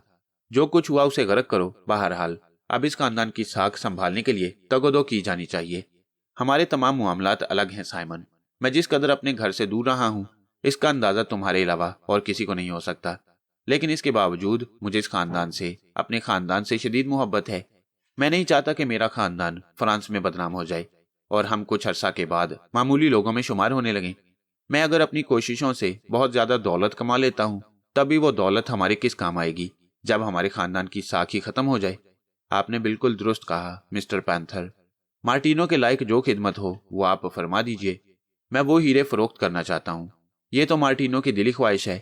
चमकदार पत्थर देखने में बेशक खुशनुमा और हसीन मालूम होते हैं, लेकिन हम उन्हें इस्तेमाल नहीं कर सकते। आखिर वो हमारे किस मसरफ के हैं, जबकि दूसरे लोग उनके हसूल के लिए यकीनन बेकरार होंगे। बेहतर यह है मिस्टर पैंथर, आप उन्हें फरोख्त करने का बंदोबस्त कर लें। मार्टिनो, वो पत्थर मेरे पास लाओ अभी। मार्टिनो ने हैरत से पूछा, क्यों नहीं ला सकते? मेरा मतलब है मैंने उन्हें बड़ी हिफाजत से रखा है। जाहिर है इतनी कीमती चीज यूं ही तो नहीं रख दी जाती मिस्टर पैंथर। साइमन ने अजीब से अंदाज में जवाब दिया। मार्टिनो, तुम उन्हें कब तक मेरे पास ला सकते हो? आप मुझे चंद घंटों की मोहलत दे दें, वो पहुंच सकती हैं। लेकिन क्या आपने उनके बारे में कोई फैसला कर लिया है? नहीं, फैसला करना है, मैंने जवाब दिया। क्या फैसला करना चाहती हैं आप? यही कि उन्हें इनफरादी तौर पर फरोख्त करना है या मुश्तरका तौर पर? हमें उनकी कीमत का तयन कर लेना चाहिए। हर पत्थर की कीमत उसके अपने हिसाब से लगाई जाए तो बेहतर है। उन कीमतों की एक फहरिस्त मुतय्यन करके हम उनके फरोख्त की कोशिश करती हैं। क्या ये कोशिश खतरनाक नहीं होगी मिस्टर पैंथर? हाँ, मैं खुद इस उलझन से बचना चाहता था, लेकिन इसके अलावा कोई तरकीब नहीं है। तमाम कीमती पत्थर कोई एक पार्टी खरीदने पर तैयार नहीं होगी। कम अज कम फ्रांस में तो मुझे कोई ऐसी मजबूत पार्टी नजर नहीं आती जो फौरी तौर पर उनकी कीमत की अदायगी कर दे। खैर, ये बात नहीं है, बहुत से ऐसे लोग हैं जो इसके लिए तैयार हो जाएंगे, लेकिन बेहतर यह था कि हम किसी बैरूनी पार्टी को ये हीरे फरोख्त कर दे, जैसा कि आपका प्रोग्राम था। मिस्टर पैंथर, आपने इस सिलसिले में अभी तक कोई कोशिश नहीं की। मेरा मतलब है, अपनी इस मुहिम के दौरान आपने कहा था कि आप इन हीरों के लिए ग्राहक की तलाश भी करेंगे। मुझे इसकी फुर्सत ही नहीं मिली। तुम्हें शायद हालात का अंदाजा नहीं है। मैं जिन जिन हालात में इन दिनों रहा हूं, इससे पहले कभी इतनी मुश्किलात से नहीं गुजरा। यकीनन ऐसा ही रहा होगा मिस्टर पैंथर, लेकिन हमें कोई ऐसा कदम नहीं उठाना चाहिए जो हमारे लिए तबाहकुन हो। मैक्लारो उन हीरों से गाफिल नहीं होगा। क्या वो आपके पीछे नहीं आएगा? साइमन ने पूछा। मैं किसी से नहीं डरता। मैं अपने तौर पर इस सिलसिले में कुछ करना चाहता हूँ। खादिम हाजिर है मिस्टर पैंथर फ्रेजर, लेकिन बराहे करम हमारे आपके दरमियान इस सिलसिले में वो गुफ्तगू फिर दोहराई जाए जो हम कर चुके हैं। मैं इस बात का पाबंद हूँ कि आपके हुक्म के मुताबिक सारे हीरे लाकर आपके हवाले कर दूं, लेकिन क्या इन हालात में साइमन मार्टिनो को नजरअंदाज तो नहीं किया जाएगा? क्या बकवास करते हो तुम? क्या मैंने कभी इस किस्म की वादा खिलाफी की है? नहीं, हरगिज नहीं। आपकी तारीख इस बात की गवाह है कि आपने कभी साइमन मार्टिनो को धोखा नहीं दिया, और साइमन मार्टिनो की तारीख भी इस बात की गवाह है कि उसने कभी आपसे अलग हटकर नहीं सोचा। उसने हमेशा आपके खानदान के मुफादात के साथ आपके मुफादात का भी ख्याल रखा है। साइमन मार्टिनो आपके तमाम राजों से वाकिफ है। उसने कभी आपको कोई ऐसा झटका देने की कोशिश नहीं की जिससे आपको नुकसान पहुंचे। हीरे मेरी तहवील में है, और अगर मैं चाहता तो कभी भी और कहीं भी लेकर उन्हें फरार हो सकता था। दौलत बड़ी घिनौनी शय है मिस्टर पैंथर फ्रेजर। उसकी चमक इंसानी निगाहों को खीरा कर देती है और उससे सोचने समझने की कुव्वतें छीन लेती है। लेकिन मैंने अपनी सोचने समझने की कुव्वतों को बहाल रखा। आपकी दुश्मनी मुझे किसी तौर गवारा नहीं थी, और देख लीजिए मैं आज भी आपकी खिदमत में हाजिर हूँ और आपकी अमानत अपने पास महफूज रखता हूँ। मेरे कहने का मकसद ये था कि मौजूदा हालात ने आपके ज़हन को प्रागंदा कर रखा है। क्या हस्बे वादा आप मुझे उन हीरों का 40% अदा करेंगे? मैंने तुमसे जो वादा किया है मार्टिनो, उसे मैं यकीनन हमेशा की तरह इस बार भी पूरा करूंगा। मार्टिनो आपका एहसानमंद है। ये उसकी सारी जिंदगी का सवाल है। मैंने अपना मुस्तकबिल उन्हीं हीरों से वाबस्ता कर लिया है। यह पहला मौका है जब मैंने ख्वाब देखना शुरू किए हैं मिस्टर पैंथर फ्रेजर। मैं अपने हिस्से की रकम वसूल करने के बाद यहां से निकल जाऊंगा। किसी दूर दराज के इलाके में एक अच्छे इंसान की हैसियत से जायदाद खरीदूंगा और अपने लिए बेहतर रास्ते तलाश करूंगा। ये मेरी आरजू है, ये मेरा ख्वाब है, और मुझे यकीन है कि आप अपने दोस्त के ख्वाबों की तकमील पसंद करेंगे। अब तुम फजूल बातों में वक्त ज़ाया कर रहे हो। मैं तुमसे पहली और आखिरी बार कह चुका हूं कि जो वादा मैंने तुमसे किया है उसे जरूर पूरा करूंगा। ठीक है, मैं आज शाम को 5 बजे हीरे आपको पेश करूंगा। उसके बाद आप जो भी फैसला करें, लेकिन हमें इंतहाई मोहतात रहकर काम करना होगा। इसकी तुम फिक्र मत करो। मैंने और मार्टिनो ने गर्दन हिला दी। साइमन मार्टिनो से गुफ्तगू करने के बाद मैं अपने कमरे में आ गया। काफी देर तक मैं ये अंदाजा लगाता रहा कि उसकी गुफ्तगू में झोल कहाँ था। बजाय उसके अल्फाज से सच्चाई टपक रही थी। यूं लगता था जैसे वो दर हकीकत पैंथर फ्रेजर का वफादार रहा हो और जो कुछ भी करना चाहता है उसके साथ मिलकर करना चाहता है। साइमन मार्टिनो जैसे शख्स से ये तमाम तवक्कुआत हैरत अंगेज थी, लेकिन अंदाजा यही होता था कि उसने झूठ नहीं बोला। मार्टिनो जैसे शख्स के लिए ये पाबंदी क्या हैसियत रखती थी? इस सिलसिले में कोई फैसला नहीं कर पाया था, लेकिन हीरों के मसले में वो बेईमानी क्यों नहीं कर रहा? इसकी एक वजह समझ में आती थी, और वो ये कि वो तन्हा इन हीरों को फरोख्त की हिम्मत नहीं रखता।